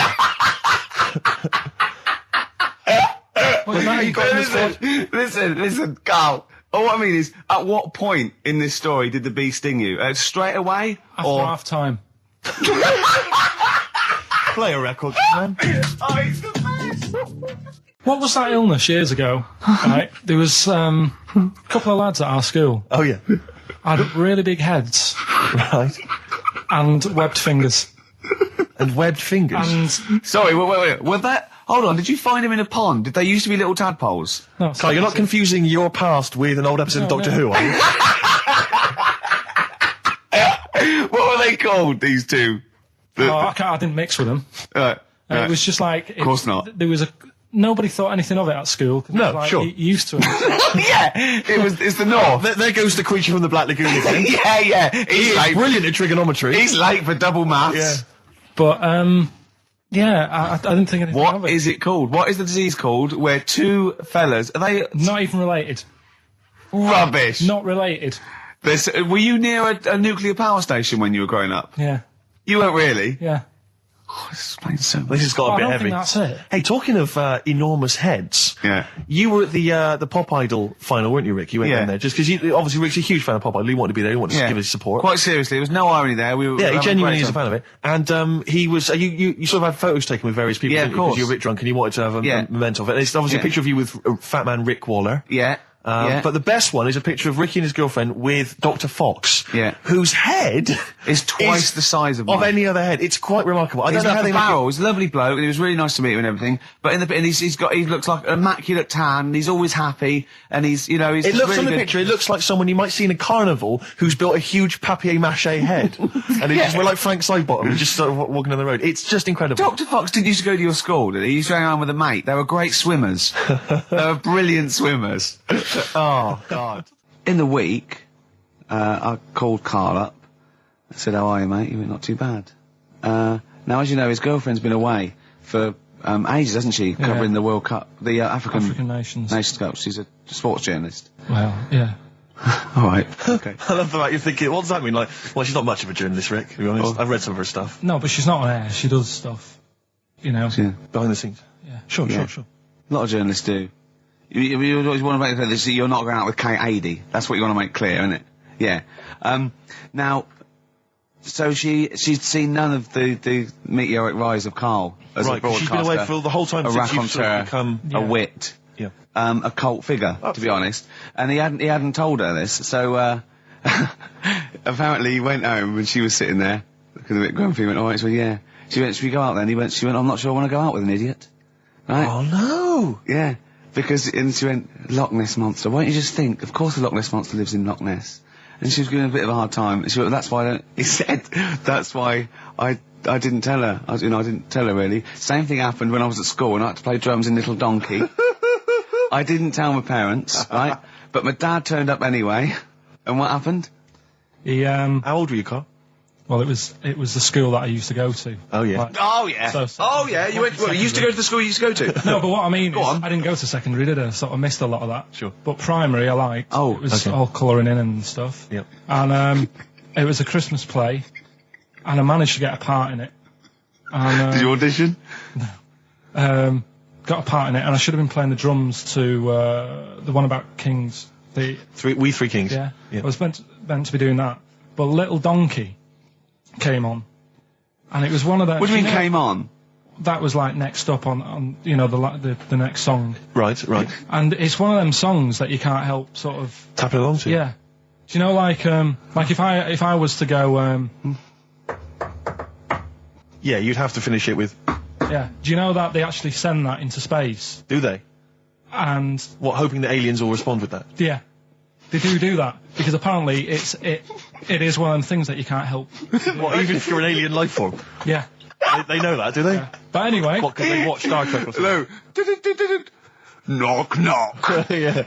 no, seriously. Is it true, like, if you send out knock knock into space, they have to say that? Oggy. Oh, that is great. Seriously. Oh, hold on, what's something out there? Was it a little green fellow? That is great. Yeah, so anyway, That is Little Donkey is like one of them tunes that you can't, and I was there and I had the drumstick and I thought, oh god. The drumstick! I could feel myself, and anyway. Just wanting to do it, yeah. I started going along and playing Little Donkey, which I wasn't meant to do, but it went down such a storm. What, were there people like parents and that dozing off, and then suddenly they heard your version of Little Donkey, and they thought, wait a minute, now it's really picking up. What do you mean? I'm glad we paid £1.50 for this. What do you mean it went down such a storm? I'm going, hold on, was it like when People have Ringo... lighters in the air. You know, like when Ringo joined the Beatles, now going, boo, Pete Best, but he went... Yeah, and I went, whoa! Oh, God. No, but the teacher just said, oh, it went down really well, you can do that again tonight. Right. When you're in it again. But anyway, so my dad was there, and you hadn't told him about this performance, so he just turned up off his own back. I never took the letters home and stuff to show my mum and dad, because it just put me off. So, anyway, he turned up, don't know why, he must have heard from someone else's dad. Yeah. He turned up, and he swore about me, which... Did he? I don't... Could you use a word that's allowed to be said? The word? Of course it is. Right. if you got a kid in the car or anything, you can turn it down now, yeah. right? But he said, there was a guy stood next to him with a camera, big video camera, filming it, and he said, yeah, film it, but try and avoid getting the twat in the hat in the shot, because I had one of those porters, you know, the little round pork pie hats on. Right. This is so sad. What was this a nativity play? It was about Jesus and stuff. Yeah, well, there was a porter there helping him with his bags. Of course, I forgot. I mean, Mary and Joseph, they got there. Yeah, because it was the hope, you know, because the inn was full. Yes. But I think the porter doubled up with the inn and the stable. Right, that was nice. So he carry bags over, yeah. Yeah, no, so yeah. You're right, though. I don't know why I was wearing one of them, but I was. And and your father said that, and how did you know your father said that? Did you hear it? About it later. Oh, he told you about it later? Yeah, I was talking about stuff I'd done at school, and he said, oh, God, remember that, and I spoke to him the other day about it. Right. And, yeah. Oh, God. So that was the end of your sort of drumming career, really? Because it could have been, I mean, you know, the audience loved it the night before. Yeah. You could have, like, been, who knows, a whole new world for you. Yeah. Have you done any stuff? I've never drummed. I wish I had, man. That's a movie story, but... and that's why you don't tell, your mum and dad don't know you on the radio, do they? I think when they were down the other weekend, they had to come in here, I just said, I'll just go in and press the buttons. Because they could listen on Sky Digital, couldn't they? They could do. But you wouldn't want that, would you? I don't want that. No. Play record, I want to talk to you again a little bit about this later. Yeah. Right. Anyway, Karl, look, you almost let it slip then as you were talking about your filling out that application form. There's some big news that everyone needs to know, which we were stunned by in the week, although the more we sort of talk to you, the more it starts to fall into place. Yeah. But Karl, what's the story? That I haven't got me exam results from my GCSEs. He never turned up to get his exam results. I was working. And so, how many did you take in the end? Because you weren't even sure about that, were you? You think you took maths and English, don't you? Yeah. And you think you've handed in the artwork for art, don't you? Now, art was continual assessment, wasn't it? Coursework. And what was it that you made? I made a man sort of putting his arms into a car. You made a model of a man putting his arms into a car. What was this? So that one's passed. Was that this is a homage to break-ins in Manchester? Was this? What was this? Oh look, he does what he sees. Yeah. So you've got that. That's safe. You definitely got that one. So you've taken art, you've taken English and maths. You think? So this is what we're going to do, listeners. We're going to try and find out his exam results for him and tell him next week. Live on air. We're going to call his school, we're going to try and track him down, and we are going to have a little envelope, and we are going to give Karl, at the age of 29, his O-level results. GCSEs, yeah. Now, Karl, so you took maths, yeah. You think, you took English, do you remember turning up to do those? Do you remember sitting in the room filling in the forms? Yeah. Okay, and how did you feel you did? I don't think I did well. You don't think you did well? Did you revise? No. Why didn't you revise? Because I don't really believe in it. Okay. Well, it's just that if you don't know it, then you don't know it. You shouldn't have to start looking in the book. If I went to like the hospital, yeah, and the doctor said, "Oh, you need your appendix out," but hang on a minute, I've just got to read up on it. Yeah, that isn't good enough. Okay, he should know, and that's the way I feel about it. To be fair, though, he did do the revision beforehand. Yeah, they don't usually pass on, maybe when they're in practice. Yeah, information they took in by osmosis. Yeah, yeah, and bloke comes in and goes, "Can I just see what you did with that?" I goes, "You've passed." Yeah, phew, that's a good one. Yeah. Good job I watched Casualty. I just like the way, the things that interest me, I remember. Things like snakes not having ears and stuff. Yes. I didn't have to read about that. No, you just learned that, yeah. You saw it on the telly, didn't you? You saw it on that Ian Wright programme. Yeah. Yeah. And this is what Karl said to me. He said, it's actually, I called Karl up in the week, and Reese was with him. Reese used to be on XFM, and he took the phone, and he went, "Karl's worried, I've seen that programme." He said, "Snakes don't have ears, right?" He said, "So you can creep up on them and pick them up." And he said, "Karl's worried." He said, "How would you ever put them down again?" Because then they know you're there. I woke up the other night quite late. Worried about that. And I said to my girlfriend, I said, "How do you put a snake down?" And she said, "What are you talking about?"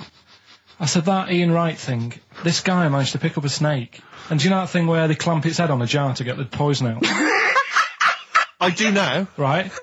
They did that, but they didn't show you how they got rid of it, and I thought, it could really get nasty, because it's obviously annoyed that you've had its head pressed in the jar. Yeah. Yeah. Right? They hate that. Now... Especially as it's in front of their mates. When you lift it off, yeah, right, you've got hold of it. Yeah. If you go to chuck it down, it's going to turn on you. It's going to go wild, isn't it? So, I just wondered. Well, what you do is you never put it down, Carl. Yeah, that's why that bloke has got about 11 or 12 just carrying him. Exactly. Yeah, you never put it down. You sling it. Who cares? You just throw it, don't you, really far. That's not that. I don't think you should throw. But Carl, listen, don't worry. We're not asking you to get involved with snakes. We're just asking you now. You've done maths, you think? Yeah. Did no revision for that? No. Okay. English. Do you remember what it was? Did they ask you about Shakespeare? Did they ask you about books? I remember, but I must have done it because I thought that was. It was English language, not English literature, wasn't it? So it was like spelling and all that. So was it like a comprehension? You read a passage and had to ask questions on it? Was it? Did you have to write a short essay? I don't know. I can't remember any of that. Okay. I did a science. Okay, physics or chemistry? Physics. All right, well done. And this is all you think? You actually took that? You actually took physics GCSE, you think? You're obliged to do a language, I think. Did you do French? I did French for a bit. But I don't think you are. I don't think you have to do a language. I think you have a GCSE, I think you've got to. Well, English quite good. I think that's his language he did. So you don't know about language? History? Geography? Just what you will find out, won't we? Okay. But you just can't remember. I can't believe you can't remember turning up for these things, because it's quite a big moment in people's lives. It is the thing that you've been working to all of your educational life. On the day that the things came out, I was working at as a printer. Okay. And it was a really busy day. A lot of spelling mistakes. It was a really busy day, so you're bound to forget. Yeah, yeah. No, but I had to use gold ink that day. Oh. And it's, I mean, you're not a printer, so you don't know. No, that's the biggie, innit? But it's tough. You've got to really get your rollers clean. Carl, play a record, mate, and good luck with the exam results. Hopefully we'll have them for you by next week. Black Rebel Motorcycle Club, spread your love. It's time to give Carl... You're actually nervous, aren't you? I'm a little bit nervous. Just to recap, Carl is 30 this year. He never went to get his results of his GCSEs. So myself and Steve took it upon ourselves to phone his school, track them down, and we actually got your results. What did you think you took? Did English. Right. Maths. Yeah. Art.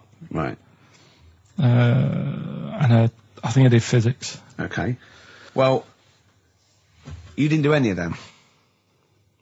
Eh? You didn't do any of them. You didn't register. You registered for one exam and took one exam and got results for one exam. So I don't know what you thought you were turning up to, or you weren't registered, or you didn't. You're familiar with the notion of registering for an exam. You have to kind of officially register in order to be eligible. What do you mean, register? I turned up for a couple. Yeah, you can't just show up. You have to register for them. You have to pay this because it costs the school money, so they have had to have paid for you if they thought you were going to pass. You can't just turn up on the day and ask for some paper at the front. I never got a letter telling me that. Well, that's because you were never at school. But you did somehow register or registered for one exam. You registered for history. It's a topic that you've always been interested in. I was saying to Ricky before, World War II, I loved it. Not the actual event. No, the study of it. All the stuff like, about the Anderson shelters and stuff like that. Yeah. And the bombs and that. And then when I took it, it had nothing to do with that. It was more about the Tudors. So the Second World War didn't come up? You mean there were no questions about the Anderson shelters? Nothing. That's devastating. So what are you expecting the result to be? Is that seriously? Is that it? Yeah, it's the only one you took and registered. As far as the school is concerned, or certainly in it's the only one that told counts. us. It's the only result. It's the only one that counts. Yeah, you've got. Did you register for yours? Yeah. Yes. I've got certificates and everything. So what, do you do that before the exam? Do you have to go somewhere and sign something, or? Yeah, you don't check your results and then decide if you want to register. It's not like Millionaire, when you look at the question and go, I think I'll take the money. Yeah. You go. No. But anyway, you must have registered for one, or maybe your teacher put you in for Well, I didn't do it. They must have been confident. They must have been confident. They must have thought your best bet was history. Right, so what did they get? You got an E. Which I think, technically, is a pass. E? It's a bad pass, but there's F, and there's you're not going to be doing a PhD. You can get an F, right, which is fail, and then a U, which is ungraded. Now, I don't know why the U exists, because F means you failed. U is like them going, you not only failed, but you wasted my time. So we're annoyed that you took this exam. So you thought they'd register me to get an E? Well, they didn't. I think they were hoping. It was rather like you with the lottery. They were hoping for something better than You nothing. see, I assume that the man who registered for that thought he can scrape an E if Anderson shout was come up. Yeah. Well, that's it. You've got. Now, what I'd like to do, Carl, is I've started your re-education. You've read a book on Rasputin. I'll be asking you a few questions about that later. I've got another book for you to read next week. Next week, I'm not in the mood. What? Not in the mood. Oh, come on. Look, what's that? What does that say? It's that fella, it's the picture of the bloke that he used to use for Citizen Smith. Yeah? Che Guevara. Yeah. Yeah. He was quite happy, I think, when he found out that Robert Lindsay was involved. He went, yeah, of course you can. No worries, yeah. What are your feelings, Carl? What do you think? Are you depressed? I'm just a bit annoyed because I'm sure I turned up for more, so it just wasted me time.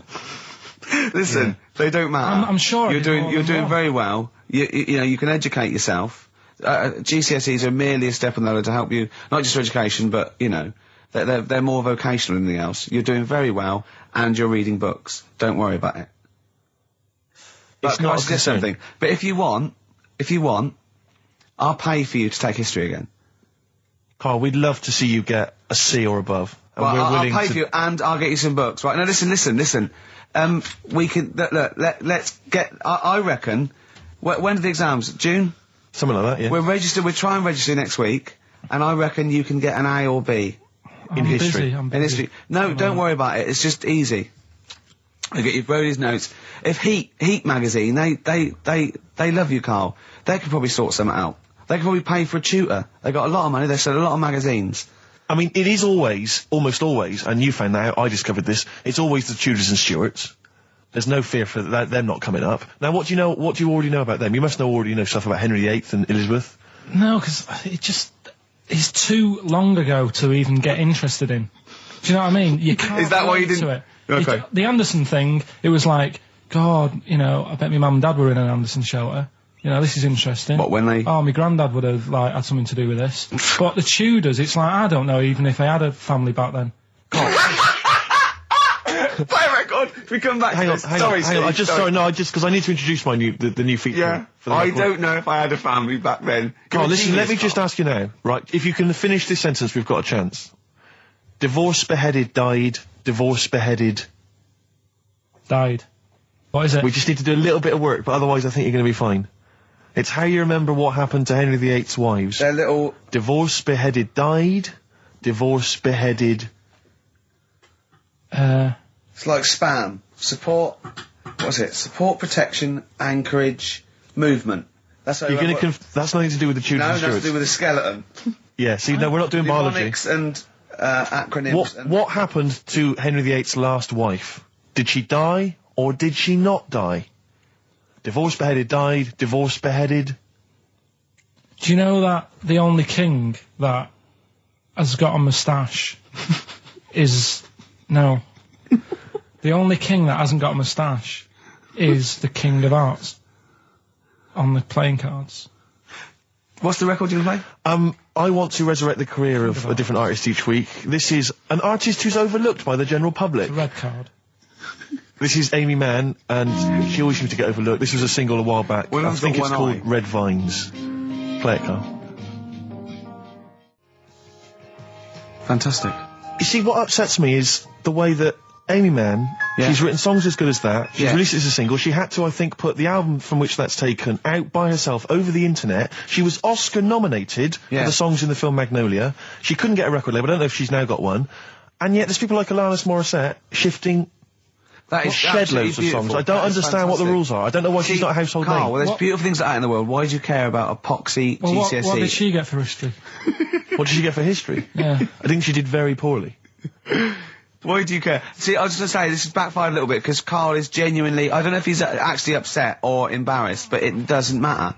Why does it matter? You were 15 and didn't go to school. If you were my friends, I think you would have just said, oh, we can't find them. Why? Because but you just matter, though. What's to do with that? Well, what do you mean? What do you mean? It's ridiculous. Do it again because you want to learn, because there's great things in the world to learn about. Don't worry. The GCSE is vocational. Is vocationally for a 15, 16-year-old to go on to do A-levels or whatever, or to get results. But you don't need that, because you've done very well. You don't care about the Tudors and the Stuarts. I mean, you know. I mean, I've had a couple of jobs, not this one, because you don't need qualifications to get a job. Obviously. In the radio. Obviously. You're absolutely right. But the ones that I have got in the past, I did, because I didn't collect them, I had to lie. And I didn't like go mad. I didn't say I had A's and stuff. But I didn't put history down because I didn't even know I did it. So it's a bonus. I kind of treated myself to like a D and a couple of C's and that. So it's like, well, he's not. I love the fact that Karl even then was honourable. It's like, I'll at least put down the ones I think I took and lie, but the ones I didn't take, I won't lie about. Yeah, and don't give yourself a B. Exactly. If they're going to find out you lied, give yourself a B next time, It could Karl. backfire, couldn't it? I mean, my brother's a bit mental and he used to do things like go for jobs and say, oh yeah, I've done this before. Like being a mechanic, and he's never even picked up a spanner. And yet, he'd have the confidence to go and try and fix cars. Well, I'm not that daft, but God, and he. Who do you blame for this? That's just an easy way out. I have to blame myself. Don't I? Yeah. What was the teacher like? Well, there's loads of different ones. I didn't like. I mean, the history teacher, it is my own fault because with her, she's a bit mental, and I used to kind of stop the lesson by saying, "Oh, miss, tell us about your fireplace you've got that is made from a gravestone." Because that's what that would stop any English teacher in their tracks. And she loved telling you about it. Yeah, so it was like, oh, I learned brilliant. that from a teacher. So that's why I didn't know about divorce, head loss, and all that. Yeah. Dandruff legs. Horse, head loss, dandruff legs. But remember now, divorce beheaded died, divorce beheaded survived. That's all you got to remember. And what's that? That's what happened to Henry VIII's various wives. In order. What does it spell out? No, it doesn't spell out. It doesn't spell anything, you just got to remember the rhythm. In order in which he married. Yeah, but it helps. It's like when my mum taught me the alphabet. She taught me as like a song. And like C, D, E, F, G. Yeah, constantly. No, not like that. Huh. That's how everyone else could do it, and I couldn't do it that way. Right. What tune did she do it to? It was A, B, C, D, E, F, G, H, I, J, K, L, M, N, O, P, Q, R, S, T, U, V, W, X, Y, Z. Karl, have you ever logged on to Friends Reunited? It was the site that everyone was talking about last year. No. Are you aware of the concept? I've heard about it, but there's no one from school who'd want to see it again, really. So basically, for those that don't know, you have to log on to his website, and then you can it helps you track down your old schoolmates if they've also logged on and stuff. And we took the liberty, really, of looking on the Friends Reunited site and typing in your school and trying to track down any of your old mates. We didn't get in touch with any of them, don't worry. We didn't do that. We're not going to surprise you with them now. No. But I was just interested to know, like, some of your thoughts on some of the names that I could run past you. I mean, these are people from your year. Just tell me if you recognise the names. Alison Birch? Think I remember. What's your thoughts on her? Don't be libelous. Don't be like no. No. Posh probably did pretty well in history and that. Sarah Morris? God, yeah. Remember her. Go on. You're grinning. What's the thought? Go on. No, just she was all right. She was a popular one. What does that mean? She was nice. Yeah. Okay. Okay. What about Darren Buckley? He was one of my best mates. Was he really? Yeah. Seriously? Yeah. What do you reckon he's doing now? Do you still keep in touch? When my mum and dad were still in Manchester and they had a bookie shop, he used to go in because the bookies was next door. I know the way you paint a picture. If you did this in your history exam, Karl, you will walk it. Go on. So your parents had a butty shop. There was a bookies next door. Yeah, and he liked having a bit of a gamble, so he used to. I think he works for some insurance company. Do you think that his fiancée Beth knows he's got a gambling problem? Or that his 2-year-old son Lewis? No. Yeah, they live in Cheadle Home. Hume. Cheadle Hume. He must be doing well. He's still supporting the Blue Army and frequents the shrine on a fortnightly basis. Funny thing with him is, right, when I used to stay over at his house, and his dad was a copper, and I remember his dad came down and said, right, I want to see you two. I thought, oh God, what's happened? And got us round the table. And he said, do you know much about drugs? So we were like, what's all this about? So he goes, you know, they're not good for anyone, you know, the stupid thing to get into. And we're like, yeah, we know. And he went, you know, do you? We said, yeah. He said, what's this then? And he'd found something in his bedroom, and it was a Skittle. What, the sweet? Do you know little sweets with the S on it? And oh, really? Drugs. Yeah. So he said, well, yeah, it's a Skittle. Yeah, I know what it is. Oh, he was bluffing like that as a slang word. Yeah, he thought because he was a copper, he probably had to be down with all the terms and that. So we said, oh, it's a Skittle. And he said, yeah, I know what it is, but what's it doing in your bedroom? Oh. It was like, no, it's a toffee. So, Darren, yeah, I know, it's a toffee. It's a squib. It's a, yeah. Carl, more people from your past. Debbie Carr? Yeah, she was another nice one. What does that mean? Is that a euphemism? No, she was one of them that you'd sort of go, she's nice, but she'd never be your girlfriend. Do you know what I mean? She was, not really. Even though she was in the same year, she seemed a lot older. Right. And It wasn't a teacher, was it? There was 3 of them who all hung together, and they seemed to hang around like the older kids, the ones who looked like men. Do you know what I mean? They had What did you look like then? Well, it's just that I had youthful sort of looks, whereas like the older ones had like beards and stuff. It's a gang of boys in the 5th form with beards. Were they smoking pipes? Come over here, me filly. Oh, Debbie Carr, come over here, you little beauty. No, but she was like... I love that. They were hanging around with beards. There's the big boys. Oh, fishing. That's lovely beards. What do you I mean? just see a whole row of George Bernard Shaws. Brilliant. How do you do in history, boy? Yeah. Think on E, you're an idiot. Oh. They were like, you know, I'd be there sort of playing punching people in the arm. Oh, that's a great game. Oh, I love that, punch people in the arm. Is that part of the Olympics now? it's, I think it was exhibition this year. Right. But it's going to be a pro next year. It's going to be the Winter Olympics because you've got to do it in just a cap sleeve shirt in winter. Yeah. So you're playing that? She, but whilst I But was she didn't doing appreciate that. She used to go, ow! No, I always think whilst I was doing that, they were like the Charlie's Angels and they'd be sorting out a mission somewhere. Because they were really like, there was something about them that you thought, you know, yeah, they're special. They were private detectives. What do they work for a man they never see? Okay, well, here's a name I'm interested in because, well, let me just tell you the name first. Adam Clifton. Oh. Go on, what are your thoughts on Clifton? He was one of them kids, he was alright, but he had that thing when, if you didn't have enough milk, he had like, wrinkly hands and like white bits in his nails. Oh! Because you didn't have enough milk? Yeah. So therefore, you didn't like him because you didn't get enough milk? This is not to be confused with the 2 people with the big heads and the web feet, is it? Web hands. Well, this was I know that they weren't related. They must have been somewhere along the evolutionary sort of trail. Do you know what I mean? They must have come from the same sort of stock.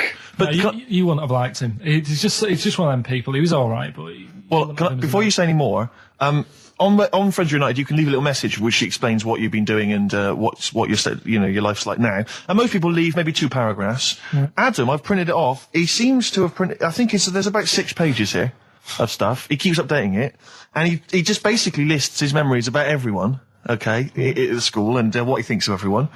And he says, I often see Simon, he's doing all right for himself, self-employed illustrator, Mark Cooper, Karl Pilkington. Right. And your name comes up. Now, I don't know if you've told us this story. I think you may have done, but I can't remember the facts about it. It just says Karl Pilkington with his pet bird. Was it a magpie? I can't remember. He brought it to school to show everyone and it flew away. Oh, God. Oh, no, they do that, don't they? You show them what was the story there, You give them seed and they just leave. What do you mean? Well, this sounds like Kez. Well, that's it. I was a big fan of Kez. And it was the time our dog had just died. Yeah. So I didn't have any pets and the cats were always getting run over. Yeah. And so we didn't want any more pets. Yeah. But there was a magpie that used to fly about on the estate and I managed to sort of tame it. And in the end... With a chair and a whip? What do you mean you tamed it? Well, just used to sort of hang around it and talk. But how did you get hold of it? Did you catch it? Well, eventually, yeah, it used to just come to me. And the annoying thing was, it got to a point when I wish I hadn't bothered.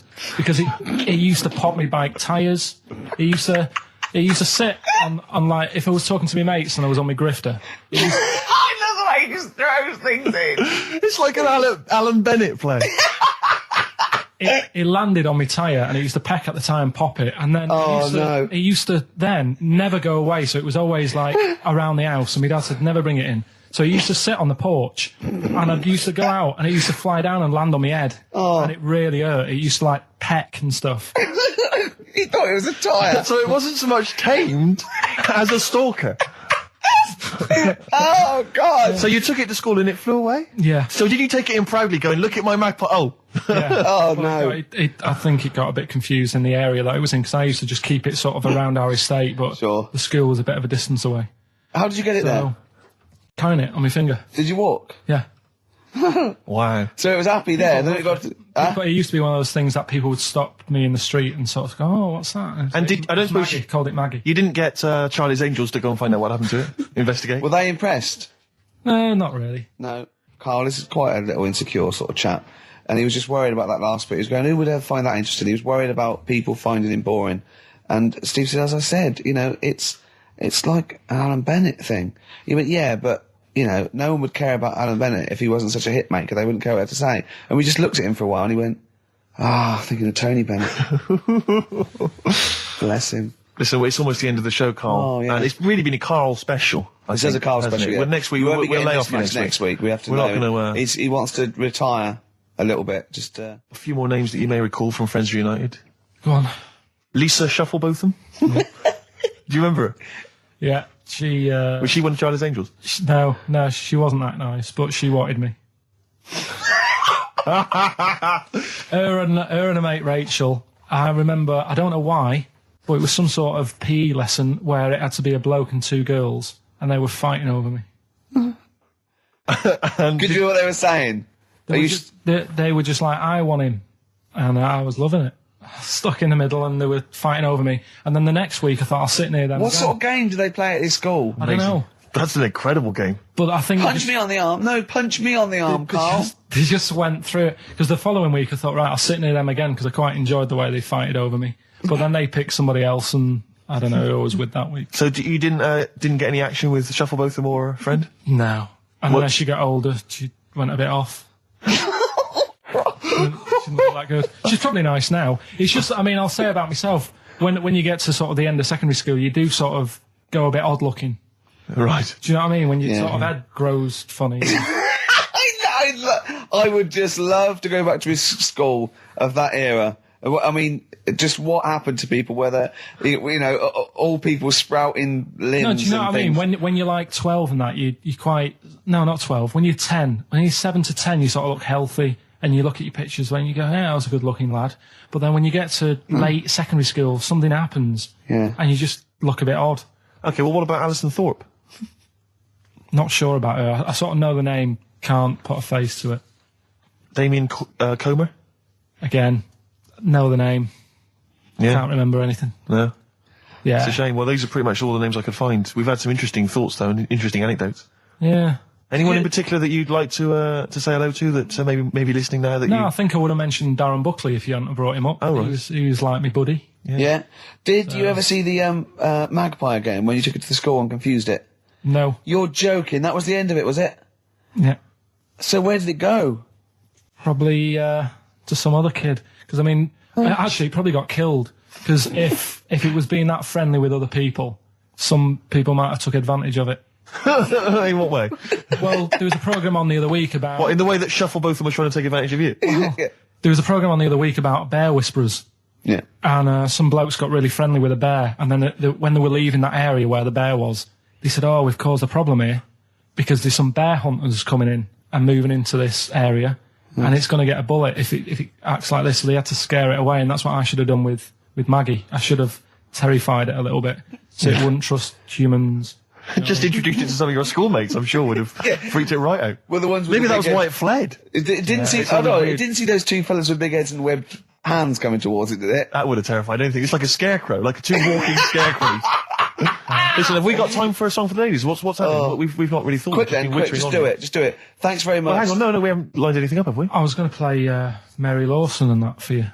And then Is this going to be the final track? It have to be. it would be, yeah. We've blown it. We've blown it on the Carl special. We have indeed. I've played it next week. So Carl there's got an E at history in GCSE. Any history teachers, anyone who can help Carl out, I think we should try and register him and take it this June. So what's your homework for this week? You've got to read about Che Guevara, haven't you? Yeah. The revolutionary leader. Yeah. Okay. Do you know anything about him at all? Have you got any basis? I just know that if you want to use his face on your business, it costs a lot of money. Do you know, like, if McDonald's wanted to have him as, like, instead of Ronald McDonald? How does he do it? Steve, how does he do it, man? Oh, we listen, just play a final record, Carl. Say goodbye, and we'll see you next week. All right. See you later. Cheers, mate. Wu-Tang Clan there, Steve. XFM 104.9. I'm Ricky Gervais with me, Steve Merchant and Karl Pilkington.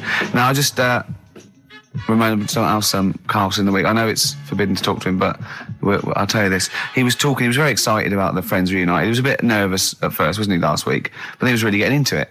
And in the pub, he was talking about those people, and he said, I'd never go on a reunion, though. So I'd never do that. What, a school reunion? Yeah, and he wouldn't want to see anyone. And I went, well, I said, wouldn't you want to see those two lads with the big heads and the webbed hands? Oh, yeah, these were people you went to school with, weren't they? Yeah. Well, I didn't knock about with them. They were in the class. What were they called? Freaks. Right. Right. Okay. And he said, no, I wouldn't want to see them. He said, because what could you say? Oh, you haven't changed much. Right. And he said, and they wouldn't go anyway, would they? I said, why? He went, well, they didn't have any friends. Right. And I said, well, weren't they friends with each other? And he went, no, that would have been too obvious. Like they passed each other and went, no, I know it's tempting, but let's not. Everyone would think that's just what we were going to do. Let's not do it. Yeah.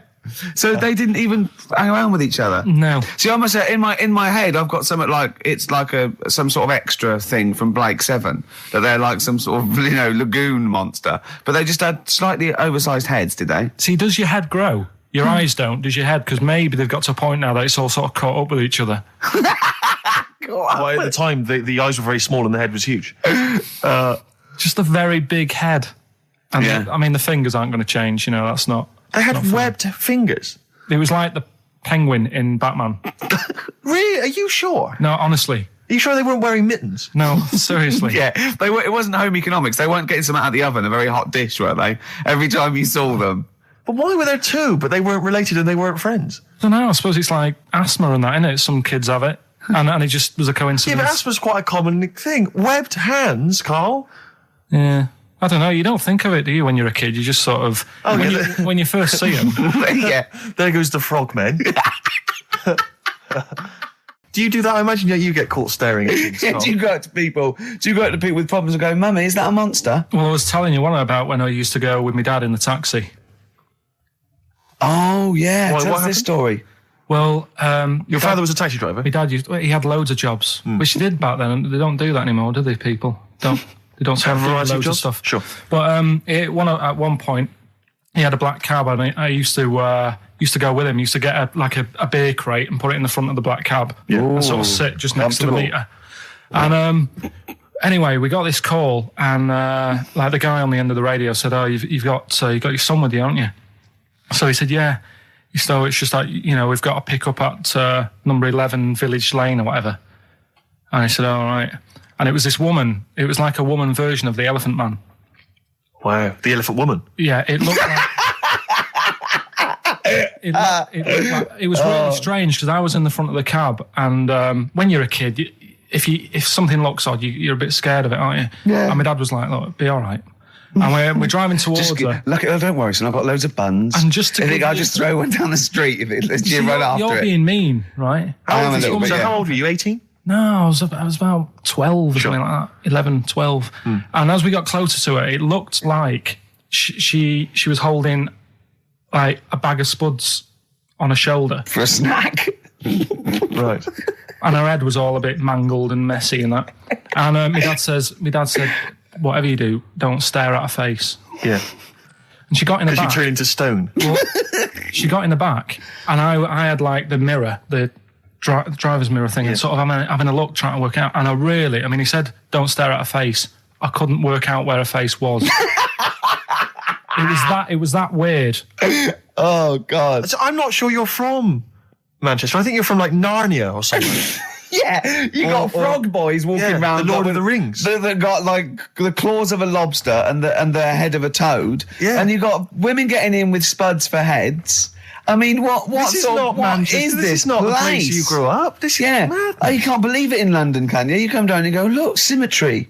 It must be amazing. It must be a thing to do with upbringing now, mustn't it? And because, again, do you know, I've said to you before, years ago, when I was a kid and didn't have any worries, good-looking lad, you go through it a bit, have a few more worries, and you look knackered.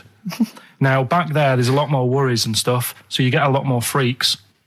Whereas in London, everyone's like happy, aren't they? I love the fact that stress can cause your fingers to fuse and your head to grow. No, but if she must have been really stressed to have a head. Yeah. She was she an accountant or something? You know what I mean? But what did she do? What did she say? Where was she going, by the way? She couldn't speak. London Zoo, please. I think she was going to like to the fair. Shop. Seriously, honest to God. On my mum's life, she was. Because at the end of the day, that's a good thing with animals. They don't judge you, do they? She's not an animal. She's a human being. She's not actually an elephant. No, but you know the elephant man was not actually an elephant. You understand that? He's got no elephant genes in him at all. No. That was just a cruel name people gave him. Yeah. No, it's the name of the disease, isn't it? Elephantitis. Look, so listen. So this woman, why was she going to a pet shop? She was going to a pet shop. To find a husband. Is this true? No, it is true, yeah. Oh, God. I'm not taking the mickey because it must be so really bad for you. Of course it is. Carl, I'm going on to you today about cutting myself shaving. Yeah. I was going on about that. To think that she's probably not alive now, but to think...